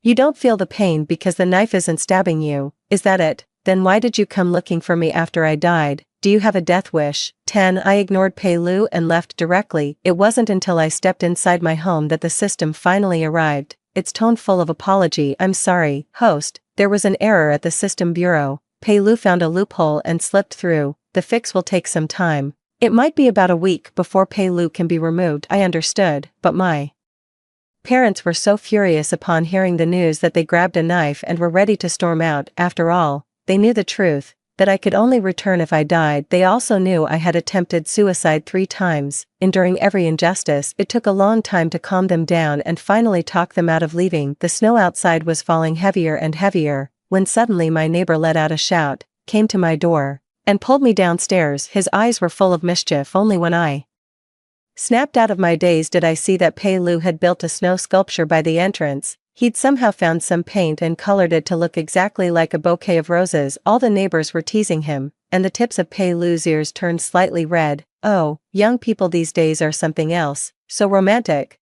building roses out here in this heavy snow. Right, Xiaoyun, when did you get such a wonderful partner and not bring them home, just letting them stand out here in the snow? I kept a straight face, sensing something was off. The neighbor's voice gradually trailed off. Pei Lu's face flushed as he stammered, looking at me and beginning to speak. Ayun, please forgive me. Okay, I've already explained everything to you. Could you give me another chance? Come home with me, please. Let's not fight anymore. Alright, after we go back, I'll send Lin Ran away. No one will ever come between us again. It's been 5 years. We should get married, let's promise to never be apart. Again, okay, I still said nothing. With a cold stare at Pei Lu, I took a few steps forward and slapped him hard across the face. The surroundings fell silent in an instant. Unexpectedly, Pei Lu wasn't angry. Instead, he turned his head and smiled at me, his eyes glistening with tears. Hit me however you want if it makes you feel better, just please, don't leave me, Ayun, I can't lose you, I love you, I really do. As soon as he finished speaking, I slapped him again. Some people nearby tried to step in and intervene, but I acted as if I couldn't hear them. Pei Lu, have you finished your little act? His face went pale. Did you ever think about this day when you were cheating, when you were protecting Lin Ran? Did you ever imagine it would come to this? Am I that pathetic? Am I supposed to forgive you just because you beg? How old are you? Can't you see clearly and hear what I'm saying? I don't like you anymore. And I won't be with you. I despise you. I think you're filthy and disgusting. Do you understand? I took 2 steps forward, stopping right in front of him. I spoke coldly, meeting his gaze of utter despair and collapse. I tried to kill myself 3 times. Pei Lu, all to get away from you. You were just too dense to understand. 11. I turned and went upstairs, and my neighbor apologized to me as well. Pei Lu, who had just been praised as the perfect boyfriend moments ago, was now being torn to shreds by criticism. From somewhere upstairs, a basin of water was thrown down, drenching Pei Lu completely. The cold left him deathly pale and unsteady on his feet. Yet, I felt no sympathy in my heart. I felt that same chill of ice water in winter, more desperate, more agonizing than he was. I still had to drag myself home, change my clothes, and pretend nothing happened so he wouldn't worry. The boomerang has finally come back to hit him. For 2 days straight, I didn't leave the house. Nor did I see Pei Lu. On the 3rd day, it was my birthday again, marking the start of a new year. Dad bought me a cake first thing in the morning, Mom bought flowers, and they decided we should go out to eat. But I never expected to run into Pei Lu at the restaurant. He was dressed in a waiter's uniform, his fingers curled inwards. A flicker of light appeared in his eyes when he saw me, but it dimmed the moment he noticed my parents. Ayun, are you here for dinner? I didn't speak, and neither did my parents. Over the past 3 days, they had come to know what Pei Lu looked like. All they could do was refrain from seeking revenge. Anything more was beyond their power. Pei Lu wasn't angry either. He smiled as he poured water for us and attended to our needs. His attitude was astonishingly good. It was only then that I remembered when Pei Lu first started out as an extra. The pay was so low he had to make ends meet by working part-time as a waiter. Now that he's gotten the hang of it, everything comes naturally. Of course, happy birthday, Ayun. Mom and Dad have spent another year with you, my dear Ayun. I wish you nothing but good health. Mom held the cake, her eyes slightly red and glistening. Pei Lu was completely frozen in place, staring blankly as I made my wish. Ayun, hasn't your birthday already passed? I shook my head with a smile. How could that be? None of the birthdays I've celebrated in this other world were actually mine. Before leaving after the meal, Pei Lu's eyes were rimmed with red, as if searching my gaze for proof that I loved him. Ayun, why wasn't even your birthday real? It's okay, let me spend them with you from now on. Alright, even if it's just by your side, I just want to be there for you. Okay, give me another chance. All I need is to see you every day. I know you hate me. I know I was wrong now, and I've gotten the punishment I deserved. Your system uncovered the truth. Lin Ran was never violated that day. She staged the whole thing herself. Ayun, it's all my fault. I was so stupid. We're the ones who ruined what we had. Hearing this, I was somewhat stunned. Lin Ran was hopelessly, desperately in love with Pei Lu. To stay by Pei Lu's side openly and honorably, she was even willing to go so far as to. But the shock lasted only a moment. I took out the matching couple's necklace, identical to Pei Lu's, from my pocket. The system had slipped it on me when sending me back, thinking I treasured this necklace, but not anymore. Pei Lu seemed to have recognized it, and he remembered where that one had gone. His face grew even paler. He looked as if he might faint at any moment. Ayun, I'm sorry. I'm so sorry, Ayun. It's all my fault. Please, I'm begging you, forgive me. Okay, please, just give me one more chance. Please, we love each other so much. Please don't leave me. I really don't want us to be apart. I'll find the necklace. I promise. Please, don't give up on me. I shook my head. I threw the necklace into the nearby fountain. Pei Lu, let's not see each other again. 12. That evening, the hospital called. They said Pei Lu had jumped into the fountain to search for a necklace all afternoon, which led to a high fever. He kept calling out my name when I arrived. He still hadn't woken up, lying fragile in the hospital bed, murmuring in delirium after paying. I sat by the window, watching the heavy snow fall outside. I couldn't understand why Pei Lu jumped in to retrieve the necklace. Even less could I understand why he called my name in his sleep. It does nothing but add to my troubles. It's not about love or the lack of it. He only regrets it now that I've stopped loving him. What is that if not self-sabotage? But then again, I glanced down at the time. It was almost midnight. The system said that once it passed midnight, I could send Pei Lu back. At 20 minutes to 12, Pei Lu woke up, seeing me in the room. A light sparked in his eyes, and a noticeable smile touched the corners of his eyes and brows. Ayun, you came. I knew you couldn't be that heartless. You still love me, don't you? Please, I'm begging you, give me one more chance, just this last time. I promise I'll love you right this time, and I won't get entangled with anyone else ever again. Ayun, we've been through so many years together, I can't forget it all. And I don't believe you can just move on from me and our past so quickly. Please, don't give up on me. I really can't lose you. That day, you were covered in blood, collapsed on the ground. I couldn't stop the bleeding no matter how hard I tried to press on the wound. I kept calling your name, but you wouldn't answer. I was so terrified. I can't lose you a second time. As he spoke, a glimmer of tears welled up in his eyes. Tears began to stream down from the corners of his eyes. Impossible to wipe away. I was taken aback. It was as if I was seeing the Pei Lu of old. Be strong, keep striving. In the blink of an eye, I came to my senses, and it was still the fragile, suffering Pei Lu, I suppose. In the end, things have changed. A broken mirror cannot be made whole even if you force a patch job. It'll be rough and full of potholes. It won't go smoothly. A relationship that lost its happiness long ago. Do you really think getting back together will make things go smoothly? No, it won't. Besides, suicide is just too painful and unbearable. I can't take it anymore. Pei LV, after today, I won't see you again. Let's end things here. At the same time, a system prompt sounded. Host, the system bureau has fixed the issue, initiating Pei Lu's departure transfer. I nodded and gave a faint smile. Pei Lu's expression grew even more pained, a mix of tears and laughter. Ayun, are you really casting me aside? I promise I'll change for the better. I'll love you properly and be a worthy boyfriend, a perfect husband. I shook my head. Go back. Just before his form vanished, he seemed to relent, gazing at me with a look of utter devotion. Ayun, be happy, you too, I replied. He just shook his head gently, his eyes full of reluctance. I don't need to. I'll remember you for the rest of my life. Ding. Correction successful. 13. After the correction was successful, all records of Pei Lu's hospitalization vanished from the hospital. They also lost all memory of Pei Lu. I followed my parents and began a new life. Every year, besides taking my parents for their regular checkups, I pay extra attention to diet and sleep. The system completely detached from me a year later. By that time, Lin Ran had long been taken to the police station, and Pei LV had already left the industry.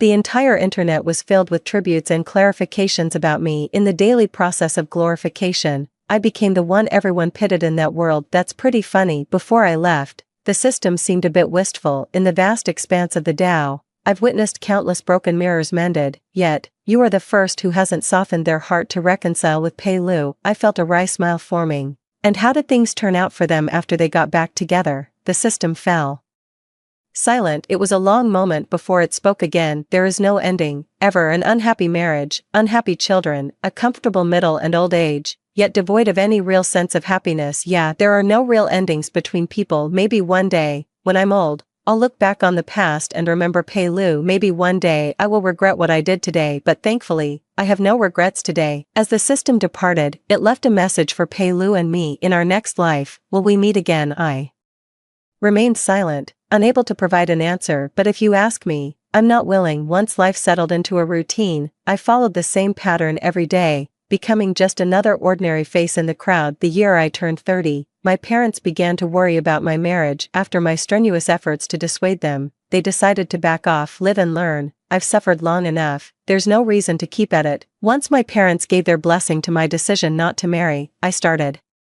traveling everywhere to see the world. The year I turned 40, I met someone. The end. End of story. That's all for today's story. If you enjoyed this video, please give it a like and subscribe. If you have any suggestions, feel free to leave a comment below. See you in the next video.